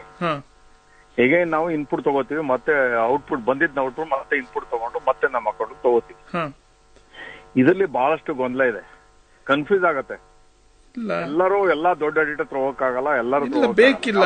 ನೀವು ಅವರಿಂದ ಖರೀದಿ ಮಾಡಿದಾಗ ಅವ್ರು ನಿಮ್ GST ಹಾಕಿ ಇನ್ವಾಯ್ಸ್ ಕೊಟ್ಟು ಅವ್ರ R1 ಅಲ್ಲಿ ಅಪ್ಲೋಡ್ ಮಾಡಿದ್ರೆ ಮುಗೀತು, ನಿಮಗೆ ಇನ್ಪುಟ್ ಟ್ಯಾಕ್ಸ್ ಬರುತ್ತೆ. ಹೌದೌದು, ನೀವ್ ಹೇಳುದು ಸರಿ ಸರ್. ಏನಾಗತ್ತೆ, ಈಗ ಕೆಲವೊಂದ್ ಟೈಮ್ ಲಾಭಾಂಶ ತುಂಬಾ ಕಡಿಮೆ ಇರುತ್ತೆ, GST ಜಾಸ್ತಿ ಇರುತ್ತೆ. ಇವತ್ತು ಕಾಂಪಿಟೇಷನ್ ವರ್ಲ್ಡ್ ಅಲ್ಲಿ ತುಂಬಾ ಕಡಿಮೆ ಲಾಭ. ಕಾಂಪಿಟೇಷನ್ ಅಂದ್ರೆ ಅಷ್ಟು ಕಾಂಪಿಟೇಷನ್ ಇದೆ. ನಾನು ನೋಡಿದಂಗೆ 30 ವರ್ಷ ಎಕ್ಸ್ಪೀರಿಯನ್ಸ್ ಅಲ್ಲಿ ತುಂಬಾ ಕಾಂಪಿಟೇಷನ್ ಇದೆ. The profit margin is very very less. ಅಲ್ಲ, GST ಪ್ರಾಫಿಟ್ ಮೇಲೆ ಇಲ್ಲ, ನಿಮ್ ಟ್ರಾನ್ಸಾಕ್ಷನ್ ವ್ಯಾಲ್ಯೂ ಮೇಲೆ ಅಷ್ಟೇ. ಪ್ರಾಫಿಟ್ ಮೇಲೆ ಹೇಳ್ತಾ ಇಲ್ಲ. GST ಅಮೌಂಟ್ ಏನಿದೆ, ಅಮೌಂಟ್ ಗೂಡ್ಸ್ ಮೇಲೆ ಏನು 18%. ನೀವ್ ಹೇಳೋದು ಕಡಿಮೆ ಮಾಡ್ಬೇಕಂತ. ಕಡಿಮೆ ಮಾಡಬೇಕು. ಆಮೇಲೆ GST ಒಂದ್ ಸ್ಲ್ಯಾಬ್ ಅಲ್ಲಿ ತರಬೇಕು. ಕೆಲವೊಂದು ಇದು ತಾವು ಪೇಪರ್ ಅಲ್ಲಿ ನೋಡಿರ್ಬೋದು, ಇದ್ರ ಬಗ್ಗೆ ಚಿಂತನೆಗಳು ನಡೀತಾ ಇದೆ. ಅದು ರಾಷ್ಟ್ರ ಮಟ್ಟದಲ್ಲಿ ತಗೊಳ್ತಾರೆ, ಅದು ಕೌನ್ಸಿಲ್ ತಗೊಳ್ತಾರೆ. ನಾವು ಎಜುಕೇಟ್ ಮಾಡೋದು ಮಾಡ್ತಾ ಇದ್ವಿ. ನಾವು ತಾಲೂಕಾ ಮಟ್ಟದಲ್ಲಿ ಇದರಲ್ಲೆಲ್ಲ ನಮ್ಮ ಇಲಾಖೆ ಅಧಿಕಾರಿಗಳು ಸೆಮಿನಾರ್ ಗಳನ್ನ, ವರ್ಕ್ಶಾಪ್ ಗಳನ್ನ ಮಾಡಿ ನಾವು ಸಪೋರ್ಟ್ ಮಾಡಿದ್ವಿ. ಸೆಮಿನಾರ್ ಸರ್, ಈ ಕಾರ್ಯಕ್ರಮನೂ ಅದರ ಒಂದು ಭಾಗನೇ. ಆಕಾಶವಾಣಿಯವರು ಅದೇ ರೀತಿ ಮಾತನ್ನ ಏನಾಗತ್ತೆ, ಸರ್ ಇವತ್ತು ಕಾಂಪಿಟೇಷನ್ ಪ್ಲಸ್ ಲಿವಿಂಗ್ ಸ್ಟೈಲ್ ಏನಾಗಿದೆ ಚೇಂಜ್ ಆಗಿದೆ. ಆಮೇಲೆ ಇಲ್ಲ ಕುಮಾರ್ ಅವರೇ, ನಿಮ್ಮ ವಿಚಾರ ಅರ್ಥ ಆಯ್ತು. ಮುಂದಿನ ದೂರವಾಣಿ ಕರೆಗೆ ಹೋಗ್ತಾ ಇದ್ದೇವೆ. ನಮಸ್ತೆ ಆಕಾಶವಾಣಿ, ಯಾರು ಎಲ್ಲಿಂದ ಮಾತಾಡ್ತೀರಪ್ಪ? ಓಕೆ, ಬರೋಕ್ಕಿಂತ ಮುಂಚೆ ಕುಲಕರ್ಣಿಯವರು ಬಹಳಷ್ಟು ಜನಕ್ಕೆ ಏನ್ ಮಾಡ್ಬೇಕು ಇನ್ನು ಮುಂದೆ ಹೇಳ್ರಿ ಇಷ್ಟೇ. ಯಾಕಂದ್ರೆ ಇವತ್ತು ಬೆಳಗ್ಗೆ ಪೇಪರ್ ಓದಿದ್ವಿ. ಅಲ್ಲ, ನಿಮ್ಮ ಟರ್ನ್ ಓವರ್ ಅಂದ್ರೆ ನೀವು ಯಾವುದೇ ಮಾಧ್ಯಮದ ಮುಖಾಂತರ phone pay, Google pay, GPay, ಯಾವುದೇ ಪೇ, ಕ್ಯಾಶ್, ಚೆಕ್, ನೆಫ್ಟ್, ಯಾವುದೇ ರೀತಿ ನೀವು ಖರೀದಿ ಮಾಡಿದ್ರು ಸಹ ನೀವು ಸರಕುಗಳ ಮಾರಾಟದಲ್ಲಿದ್ರೆ, ಬಹಳಷ್ಟು ಇದು ಸರಕುಗಳಿಗೆ ಸಂಬಂಧಪಟ್ಟಿರೋದ್ರಿಂದ 40 ಲಕ್ಷ ಟರ್ನ್ ಓವರ್ ಕ್ರಾಸ್ ಆಗಿದ 30 ದಿನಗಳ ಒಳಗೆ ನೀವು ರಿಜಿಸ್ಟ್ರೇಷನ್ ತಗೊಳ್ಬೇಕು. ಈಗಾಗಲೇ ನಿಮಗೆ ನೋಟಿಸ್ ಬಂದಿರೋ ಕೇಸ್ಗಳಲ್ಲಿ 40 ಲಕ್ಷ ಟರ್ನ್ ಓವರ್ ಕ್ರಾಸ್ ಆಗಿದೆ. ಸೊ ನೀವು ಈ ಕೂಡಲೇ ರಿಜಿಸ್ಟ್ರೇಷನ್ ತಗೊಳ್ಬೇಕು. ರಿಜಿಸ್ಟ್ರೇಷನ್ ಮೊದಲನೇ ಕೆಲಸ. ಇವತ್ತು ನಾಳೆಯೋ ಕ್ಯೂ ನಿಂತ್ಕೋತಾರೆ. ಇಲ್ಲ ಇಲ್ಲ, ಅಲ್ಲಿ ಯಾವ್ದು ಕ್ಯೂ ಇಲ್ಲ. ನೀವು ಆಫೀಸ್ಗಳಲ್ಲಿ ನಮ್ಮಲ್ಲಿ ಹೆಲ್ಪ್ ಡೆಸ್ಕ್ ಗಳಿದೆ. ಅದೇ ಹೇಳಿದ್ದು. ನಮ್ಮ ಎಲ್ಲ ಡಿವಿಷನ್ ಆಫೀಸ್ಗಳಲ್ಲಿ ಇದೆ. ನಮ್ಮ LGST ಅಂತ ಇದೆ, ಲೋಕಲ್ GST ಆಫೀಸ್ಗಳಂತ, ಅಲ್ಲೂ ನಾವು ಹೆಲ್ಪ್ ಡೆಸ್ಕ್ ಗಳನ್ನ ಇಟ್ಟಿದ್ದೀವಿ. ನಮ್ಮ ಅಧಿಕಾರಿಗಳಿದ್ದಾರೆ, ನಮ್ಮ ಸಿಬ್ಬಂದಿ ಇದ್ದಾರೆ, ನಿಮಗೆ ಎಲ್ಲ ರೀತಿಯ ಸಹಕಾರ ಕೊಡ್ತಾರೆ. ಏನೇನ್ ತರಬೇಕು? ನಮ್ಮಲ್ಲಿ ಏನು ತರೋದ್ ಬೇಕಿಲ್ಲ, ನಿಮಗೆ ಹೇಳ್ಕೊಡ್ತೀವಿ ನೀವು ಏನೇನ್ ತಗೊಳ್ಬೇಕಂತ ಹೇಳಿ ನೀವೇ ಸ್ಕ್ಯಾನ್ ಮಾಡಿ ಮಾಡಿಸಬಹುದು. ನಿಮಗೆ ಫೆಸಿಲಿಟೇಟ್ ಮಾಡಿದೆ. ಸರ್, ಒಂದು ದೂರವಾಣಿ ಕರೆ ಇಲ್ಲ. ರಿಜಿಸ್ಟ್ರೇಷನ್ಗೆ ಯಾವ ದುಡ್ಡು ಇಲ್ಲ, ಫೀಸು ಇಲ್ಲ. ಒಂದು ದೂರವಾಣಿ ಕರೆ ಇದೆ ಸರ್, ಮಾತಾಡೋಣ. ನಮಸ್ತೆ ಆಕಾಶವಾಣಿ. ಮಾತಾಡಿ ಬೇಗ ಬೇಗ. ಸರ್, ನಮ್ಮ ಹೆಸರು ಹೇಳಿಲ್ಲ. ತಮ್ಮ ಹೆಸರು ಹೇಳಿಲ್ಲ ಸರ್. ಅಲ್ಲಿ ನಂದಿನಿ ಡೈರಿ ಮಾಡ್ತಾ ಇದೀವಿ ನಾವು. ನಿಮ್ಮ ಹೆಸರು ಹೇಳಿ. ಸುರೇಶ್ ಅಂತ ಸರ್. ಹೇಳಿ ಸುರೇಶ್, ಯಾವ ಊರು? ಸರ್ಗೂರು ಅಂದ್ಬಿಟ್ಟು. ಓಕೆ, ಗೊತ್ತಾಯ್ತು, ಹೇಳಿ ಸರ್. ನಾವು ನಂದಿನಿ ಹಾಲು ಮತ್ತೆ ಮೊಸರು ಮಾಡ್ತಾ ಇದೀವಿ ಇವಾಗ ಪ್ರೆಸೆಂಟ್. ಓಕೆ. ಪ್ರತಿದಿನ ನಾವು ಒಂದು 6,000 ಇಂದ 7,000 ರೂಪಾಯಿ ನಾವು ಟ್ರಾನ್ಸಾಕ್ಷನ್ ಮಾಡ್ತಾ ಇದೀವಿ ಸರ್. ವರ್ಷಕ್ಕೆ ನಮ್ಗೆ ತಿಂಗಳಿಗೆ ಒಂದು 30 ಲಕ್ಷ, 1 ಲಕ್ಷ ಆಗುತ್ತೆ, 1 ಲಕ್ಷ ಆಗುತ್ತೆ. ವರ್ಷಕ್ಕೆ 30 ಲಕ್ಷ ಆಗುತ್ತೆ ಸರ್. GST ಎಲ್ಲ ಬರ್ತಾ ಇದೆಯಲ್ಲ ಸರ್, ಹೇಗೆ ಸರ್ ಅದು? ಇಲ್ಲ, ನಿಮ್ಗೆ 40 ಲಕ್ಷ ಟರ್ನ್ ಓವರ್ ಆಗದೆ ಇರೋದ್ರಿಂದ ನಿಮ್ಗೆ ರಿಜಿಸ್ಟ್ರೇಷನ್ ಬೇಕಿಲ್ಲ. ಬೇಕಿಲ್ಲ, ನೀವು ವಾಲಂಟಿಯರ್ ಆಗಿ ತಗೊಳ್ಬಹುದು. ಯಾಕಂದ್ರೆ ಹಾಲಿಗೆ GST ಇಲ್ಲ, ನಂದಿನಿ ಮೊಸರಿಗೆ GST ಇದೆ. ಮೊಸರಿಗಿದೆ, ಪ್ರಾಡಕ್ಟ್ಸ್ ಇದೆ, ಉಳಿದ ಪ್ರಾಡಕ್ಟ್ಸ್ ಗೆ ಎಲ್ಲದಕ್ಕೂ ಇದೆ ನಿಮಗೆ. ಅಂದ್ರೆ ಸ್ವೀಟ್ಸ್, ಯಾವ್ದು ಐಸ್ ಕ್ರೀಮ್, ಚಾಕೊಲೇಟ್, ಎಲ್ಲದಕ್ಕೂ, ಬಿಸ್ಕಿಟ್, ಕುಕ್ಕೀಸ್, ಎಲ್ಲದಕ್ಕೂ ಇದೆ. ಒಟ್ಟಾರೆ ನೀವು 40 ಲಕ್ಷದವರೆಗೆ ರಿಜಿಸ್ಟ್ರೇಷನ್ ಬೇಕಿಲ್ಲ. ಬಟ್ ನೀವು ತಗೊಂಡ್ರೆ ಇನ್ಪುಟ್ ಔಟ್ಪುಟ್ ಮಾಡ್ಕೊಳ್ಬಹುದು, ಇಲ್ಲ ಕಾಂಪೋಸಿಷನ್ ಅಲ್ಲಿ ಹೋಗ್ಬೋದು. ನೀವು ಸಣ್ಣ ಮಟ್ಟದಲ್ಲೇ ಮಾಡ್ಕೊಳ್ತೀವಿ ಅಂದ್ರೆ ನಿಮ್ಗೆ ರಿಜಿಸ್ಟ್ರೇಷನ್ ತಗೊಳ್ಳಿ ಅಂತ ಯಾರು ಕಂಪಲ್ಷನ್ ಮಾಡಲ್ಲ. ಒಳ್ಳೇದು ಸುರೇಶ್ ಅವರೇ. ಮುಂದಿನ ಕರೆ. ನಮಸ್ತೆ ಆಕಾಶವಾಣಿ. ನಮಸ್ತೆ ಸರ್. ಯಾರು ಎಲ್ಲಿಂದ ಮಾತಾಡ್ತೀರಿ? ಬೇಗ ಪ್ರಶ್ನೆ ಕೇಳಿ. ನನ್ನ ಹೆಸರು ಪುರುಷೋತ್ತಮ್ ಅಂತ, ಜಯನಪುರಂ ಟೈಲರ್ ಶಾಪ್ ಇದ್ದೀನಿ. ಹೇಳಿ ಪುರುಷೋತ್ತಮ್. ಈಗ ಪೆಟ್ರೋಲ್ ಬಂಕ್ ಅಲ್ಲಿ ಪೆಟ್ರೋಲ್ ಹಾಕಿದಾಗ ಅದು ಬಿಲ್ ತಗೊಳ್ಳೋದಕ್ಕೆ ಪ್ರಾವಿಷನ್ ಇದೆಯಾ ಅಥವಾ ತಗೊಳ್ಳದೇ ಇರೋ ನಡೆಯುತ್ತಾ ಇಲ್ಲಿ? ಅಲ್ಲ, ಅಲ್ಲಿ ಒಂದು ಪೆಟ್ರೋಲ್ ಮತ್ತು ಡೀಸೆಲ್ ಅದ್ರ ಮೇಲೆ GST ಇಲ್ಲ. ಬಟ್ ನಮ್ಮ ಇಲಾಖೆನೆ ಅದ್ರ ಮೇಲೆ KST ಹಾಕ್ತಿವಿ. ಅದು ಒಂದೇ ಹಂತದಲ್ಲಿ ಹಾಕ್ತಿವಿ. ಕರ್ನಾಟಕ ಸೇಲ್ಸ್ ಟ್ಯಾಕ್ಸ್ ಆಕ್ಟ್ 1957 ಪ್ರಕಾರ ಆಯಿಲ್ ಕಂಪನಿಗಳು ಏನು ಮೊದಲ ಹಂತದಲ್ಲಿ ಮಾರಾಟ ಮಾಡ್ತವೆ ರಾಜ್ಯದಲ್ಲಿ, ಅಲ್ಲೇ ಹಾಕ್ತಿವಿ. ಹಿಂಗಾಗಿ ಪೆಟ್ರೋಲ್ ಪಂಪ್ ಲೆವೆಲ್ ಅಲ್ಲಿ ಯಾವ ಟ್ಯಾಕ್ಸು ಹಾಕಲ್ಲ. ನಿಮಗೆ ಅಕೌಂಟಿಗೆ ಬೇಕು ಆದ್ರೆ ನೀವು ಬಿಲ್ ತಗೊಳ್ಬಹುದು. ಅಲ್ಲಿ ನೀವು ಬಿಲ್ ತಗೊಳ್ಳೋದ್ರಿಂದ ತಗೊಳ್ಳದೇ ಇರೋದ್ರಿಂದ ಟ್ಯಾಕ್ಸ್ ಎಫೆಕ್ಟ್ ಏನು ವ್ಯತ್ಯಾಸ ಇಲ್ಲ. ಸಾಮಾನ್ಯ ಎಲ್ಲ ಹಂಗೆ ಹಾಕ್ಸ್ಕೊಂಡು ಹೋಗ್ತಿರ್ತಾರೆ ಅಷ್ಟೇ. ಧನ್ಯವಾದಗಳು. ಒಳ್ಳೇದು ಸರ್. ಮುಂದಿನ ದೂರವಾಣಿ ಕರೆಗೆ ಹೋಗ್ತಾ ಇದ್ದೇವೆ. ನಮಸ್ತೆ ಆಕಾಶವಾಣಿ. ಯಾರು ಎಲ್ಲಿಂದ ಮಾತಾಡ್ತೀರಿ? Hello sir. ನಮಸ್ಕಾರ. ನಿಮ್ಮ ಹೆಸರು ಹೇಳಿ. ಚಿನ್ನಣ್ಣ, ಬೆಳಕೆರೆಯಿಂದ ಸರ್. ಎಲ್ಲಿಂದ? ಬೆಳಕೆರೆ ಚಿನ್ನಣ್ಣ. ಹೇಳಿ ಸರ್. ಅದೇ ಟ್ಯಾಕ್ಸ್ ಎಲ್ಲ ಪೇಪರ್ ಬಂದಿತ್ತು ಸರ್, ಕಮ್ಮಿ ಆಗಿದೆ ಅಂತ ಹೇಳಿದ್ರು. ಈಗ ನಿಮ್ ಪ್ರಶ್ನೆ ಕೇಳ್ಬಿಡಿ, ಅದು ಏನಾರು ಹೇಳ್ಕೊಳ್ಳಿ ಅವರು. ಅದೇ ಟ್ಯಾಕ್ಸ್ ಬಂದಿತ್ತು ಸರ್, ಅದಕ್ಕೆ ಚೆನ್ನಾಗಿ ಮಾಡಿದ್ರಿ ಸರ್. ಅದು ಕಾರ್ಯಕ್ರಮ ಚೆನ್ನಾಗಿದೆ. ಈಗ ಯಾವ್ಯಾವ್ದಕ್ಕೆ ಇಲ್ಲ ಅಂತ ಹೇಳ್ರಿ. ಯಾಕಂದ್ರೆ ಹಾಲಿಗಿಲ್ಲ ಅಂದ್ರೆ ಮೊಸರಿಗಿದೆ, ಹಾಲಿಗೆ ಇಲ್ಲ, ತರಕಾರಿಗಳಿಗೆ ಫ್ರೆಶ್ ತರಕಾರಿಗೆ ಇಲ್ಲ, ಫ್ರೆಶ್ ಮಾಂಸ ಮಾಡಿದರೆ ಇಲ್ಲ, ಫ್ರೆಶ್ ಹಣ್ಣಿಗೆ ಇಲ್ಲ. ಇವು ಮುಖ್ಯವಾಗಿ GST ಇಲ್ಲದೆ ಇರೋದು. ಅಲ್ಲ, ಈಗ ಏನಾಗಿದೆ ಅಂದ್ರೆ ತುಂಬಾ ಜನ ವರ್ತಕರು ನಾವು UPI ಪೇಮೆಂಟ್ ತಗೊಳ್ಳಲ್ಲ, ಕ್ಯಾಶ್ ಕೊಡಿ ಅಂತ ಇದ್ದಾರೆ. ಈಗ ಅಂಥವ್ರಿಗೆ ತಮ್ಮ ಸಲಹೆ ಏನು? ನೋಡಿ, ಇದು ಒಂಥರ ಈಸ್ ಅಂದ್ರೆ ವ್ಯವಹಾರಗಳು ನಡಿಲಿಕ್ಕೆ ನಮ್ಮ UPI ಪೇಮೆಂಟ್ಗಳು ಸಹಾಯ ಮಾಡಿದಾವೆ, ನಮ್ಮ ಆರ್ಥಿಕ ವ್ಯವಸ್ಥೆಗೂ ಸಹಾಯ ಮಾಡಿದಾವೆ. ನೀವು ರಿಜಿಸ್ಟ್ರೇಷನ್ಗೆ ಲಯಬಿಲಿಟಿ ಇದ್ದು ಈಗ ನಿಮ್ಗೆ ನೋಟಿಸ್ ಬಂದಿಲ್ಲ ಒಂದು ವಿಷಯ, ಅಂದ್ರೆ ನೀವು ಇನ್ನು 40 ಲಕ್ಷದ ಮೇಲೆ ಕ್ರಾಸ್ ಆಗಿಲ್ಲ ಅಂತ ಹೇಳಿ, ಆದ್ರೂ ಸಹ ನೀವು ನಿಮ್ಮ ಟರ್ನ್ ಓವರ್ ಅನ್ನ ಲೆಕ್ಕ ಇಟ್ಕೊಳ್ಬೇಕು. ಯಾಕಂದ್ರೆ ವ್ಯಾಪಾರ ಮಾಡ್ತೀವಿ ಅಂದ್ರೆ ನಾವು ಲೆಕ್ಕ ಇಡಬೇಕು. ನಿಮ್ಗೆ ನೋಟಿಸ್ ಬಂದಿದ್ದು ನೀವು ಕ್ಯಾಶ್ ತಗೊಳ್ತೀವಿ ಅಂದ್ರೆ ದಯವಿಟ್ಟು ಅರ್ಥ ಮಾಡ್ಕೊಳ್ಳಿ, ನಿಮ್ಮ ಡೇಟಾ ಇಲಾಖೆಗಳಲ್ಲಿ ಇರುತ್ತೆ. ಅನಲೈಸ್ ಮಾಡ್ತಾ ಇರ್ತೀವಿ. ನೀವು ಹಿಂದಿನ 3 ವರ್ಷದಲ್ಲಿ 1 ಕೋಟಿ ನಿಮ್ಮ UPI ಪೇಮೆಂಟ್ ಆಗಿದೆ, ಈಗ ಮುಂದೆ 30 ಲಕ್ಷ ಆಗಿದೆ ಅಂದ್ರೆ ಉಳಿದ ದುಡ್ಡು ನಿಮಗೆ ಹೇಗೆ ಬಂದಿದೆ, ಅಂದ್ರೆ ನಿಮ್ ವ್ಯಾಪಾರ ಕಡಿಮೆ ಆಗಿದೆನಾ, ನಿಮ್ಮ ಎಲೆಕ್ಟ್ರಿಸಿಟಿ ಬಿಲ್, ನಿಮ್ಮ ರೆಂಟ್ ಅಷ್ಟೇ ಕೊಟ್ಟಿದ್ದೀರಾ, ಇವೆಲ್ಲನೂ ಬರುತ್ತೆ. ಅದು ಒಂಥರ ವಂಚನೆ ಉದ್ದೇಶದಿಂದ ನೀವು ಕ್ಯಾಶ್ ಅಲ್ಲಿ ತಗೊಳ್ತಾ ಇದ್ದೀರಿ ಅಂತ ಆಗುತ್ತೆ. ಸೊ ನಿಮ್ಮ ಸರಳವಾಗಿರೋ ವ್ಯಾಪಾರವನ್ನ ವಂಚನೆ ಉದ್ದೇಶಕ್ಕೆ ಹೋಗಿ ಮತ್ತೆ ಬೇರೆ ಪ್ರಾಬ್ಲಮ್ಗಳು ಕ್ರಿಯೇಟ್ ಮಾಡ್ಕೊಳ್ಳೋದು ಬೇಡ. ನೀವು ರಿಜಿಸ್ಟ್ರೇಷನ್ ತಗೊಳ್ಳಿ, ಯಾವ ರೀತಿ ಬಿಸ್ನೆಸ್ ಮಾಡ್ತಾ ಇದ್ರಿ, ಯಾವ ರೀತಿ ಪೇಮೆಂಟ್ ತಗೊಳ್ತಾ ಇದ್ರಿ ಇಷ್ಟು ದಿನ, ಅದೇ ರೀತಿ ತಗೊಳ್ಳಿ, ಅದಕ್ಕೆ ಲೆಕ್ಕ ಇಟ್ಟು ತೆರಿಗೆ ಕೊಡಿ, ಅಷ್ಟೇ ಸಾಕು. ಓಕೆ, ತೆರಿಗೆಯ ಜೊತೆಗೆ ಈಗ ಮನ್ನಾ ಮಾಡಿರೋ ವಿಚಾರ ಬಿಡೋಣ. ಈಗ ಯಾರಿಗೋ ತೆರಿಗೆ ಕಟ್ಟಲೇಬೇಕು, ಕಟ್ತೀವಿ, ಮೇಲ್ಮನವಿ ನನಗೆ ಇದರಲ್ಲಿ ಎಕ್ಸಾಮ್ಷನ್ ಕೊಡಿ, ನಾನು ಕಟ್ಟಿರ್ತೀನಿ, ಬಟ್ ನನಗೆ ಇಷ್ಟು ಬಂದಿಲ್ಲ ಯಾಕಂದ್ರೆ ಲಾಸಸ್ ಇದಾವೆ. ಇದು ನೋಡಿ, ನಮ್ಮ ದೇಶದ ತೆರಿಗೆ ಪದ್ಧತಿಯಲ್ಲಿ ನಾವು ರಿಡ್ರೆಸಲ್ ಸಿಸ್ಟಮ್ ಅಂತ ಹೇಳ್ತೀವಿ. ಅತ್ಯುತ್ತಮವಾದ ಒಂದು ಪದ್ಧತಿ ಸುಮಾರು 75-80 ವರ್ಷಗಳಿಂದ ಬೆಳ್ಕೊಂಡು ಬಂದಿದೆ. KST ಇದ್ದಾಗ ಇತ್ತು, ವ್ಯಾಟ್ ಇದ್ದಾಗ ಇತ್ತು, ಸೆಂಟ್ರಲ್ ನಲ್ಲಿ ಎಕ್ಸೈಸ್ ಇದ್ದಾಗ ಇತ್ತು, ಸರ್ವಿಸ್ ಟ್ಯಾಕ್ಸ್ ಇದ್ದಾಗ ಇತ್ತು. ಈಗ ನಮ್ಮ ಇಲಾಖೆಯಲ್ಲಿ ಹೋಗಬೇಕಾದ್ರೆ ನೀವು ಒಂದು ಮೈಸೂರಿನ ಯಾವುದೋ ಊರಲ್ಲಿ ವ್ಯಾಪಾರ ಮಾಡ್ತಾ ಇದ್ದೀರಾ, ನಿಮಗೆ ನಮ್ಮವರು ಒಂದು ತೆರಿಗೆ ಆದೇಶ ಹಾಕಿದ್ದಾರೆ. ಅದರಲ್ಲಿ ನಿಮಗೆ ಇಲ್ಲ, ನನಗೆ ಇದರಲ್ಲಿ ನಾನಿಷ್ಟು ಎಕ್ಸಾಮ್ಟೆಡ್ ಮಾರಿದ್ದೆ, ಅದಕ್ಕೆ ತೆರಿಗೆ ಬರ್ತಿರ್ಲಿಲ್ಲ, ತೆರಿಗೆ ಹಾಕಿರೋದು ಹೆಚ್ಚಿದೆ ಅಂತ ಇದ್ದಾಗ ವಿವರಣೆ ಕೊಡ. ಡಿವಿಷನ್ ಲೆವೆಲ್ ಅಲ್ಲಿ ಒಬ್ಬರು ಜಾಯಿಂಟ್ ಕಮಿಷನರ್ ಅಪೀಲ್ಸ್ ಅಂತ ಇರ್ತಾರೆ. ನಮ್ಮ ಇಲಾಖೆ ಡಿವಿಷನ್ಗಳು ಬೇರೆ, ನಮ್ದು ರೆವಿನ್ಯೂ ಡಿವಿಷನ್ ಅಂತಲ್ಲ. ಮೈಸೂರಿಗೆ 1 ಡಿವಿಷನ್ ಇದೆ, ಮಂಗಳೂರಿಗೆ 1 ಡಿವಿಷನ್ ಇದೆ, ಶಿವಮೊಗ್ಗ 1 ಡಿವಿಷನ್ ಇದೆ, ಧಾರವಾಡ ಇದೆ, ಬೆಳಗಾವಿ ಇದೆ, ಕಲಬುರಗಿ ಇದೆ, ದಾವಣಗೆರೆ ಇದೆ, ಬೆಂಗಳೂರಿನಲ್ಲಿ 6 ಡಿವಿಷನ್ಗಳು ಇದಾವೆ. ಬೆಂಗಳೂರಲ್ಲೇ 6 ಇದೆ, ಬೆಂಗಳೂರಲ್ಲೇ 6 ಇದೆ, ಒಂದು LDU ಅಂತ ಹೆಚ್ಚಿನ ಡಿವಿಷನ್ ಇದೆ. ಈಗ ನೀವು ಆ ಡಿವಿಷನ್ ನಲ್ಲಿರುವ ಜಾಯಿಂಟ್ ಕಮಿಷನರ್ ಅಪೀಲ್ ಅವ್ರ ಕಡೆ ಮನವಿನ ಸಲ್ಲಿಸಬಹುದು. ಅವರು ನಿಮಗೆ ಹಿಯರಿಂಗ್ ಮಾಡ್ತಾರೆ, ಅಧಿಕಾರಿಗಳ ಆರ್ಡರ್ಗಳನ್ನು ನೋಡ್ತಾರೆ, ಅವರಿಗೂ ಕೇಳ್ತಾರೆ, ಆಮೇಲೆ ಅವರು ಸೂಕ್ತವಾದ ಆದೇಶವನ್ನು ಹೊರಡಿಸ್ತಾರೆ. ಅದಾದ್ಮೇಲೆ GST ಟ್ರಿಬ್ಯುನಲ್ ಅಂತ, ಈಗ ನಾನು ವ್ಯಾಟ್ ಟ್ರಿಬ್ಯುನಲ್ ಅಂದ್ರೆ KIT ಅಂತ, GSTಗಿಂತ ಹಿಂದೆ ಇರೋ ಇಂಥ ಕೇಸ್ಗಳಿಗೆ 2ನೇ ಲೆವೆಲ್ ಅಪೀಲು KIT ಇದೆ, ಅಲ್ಲಿ ನಾನು ಮೆಂಬರ್ ಆಗಿ ಹಿಯರಿಂಗ್ ಮಾಡ್ತಾ ಇರ್ತೀನಿ ಒಬ್ಬ ಮಾನ್ಯ ಜಿಲ್ಲಾ ನ್ಯಾಯಾಧೀಶರ ಜೊತೆ. GSTಯಲ್ಲೂ ಸಹ ಅಂತ ಒಂದು ಟ್ರಿಬ್ಯುನಲ್ ಕ್ರಿಯೇಟ್ ಆಗೋ ಪ್ರೊಸೆಸ್ ನಡೀತಾ ಇದೆ.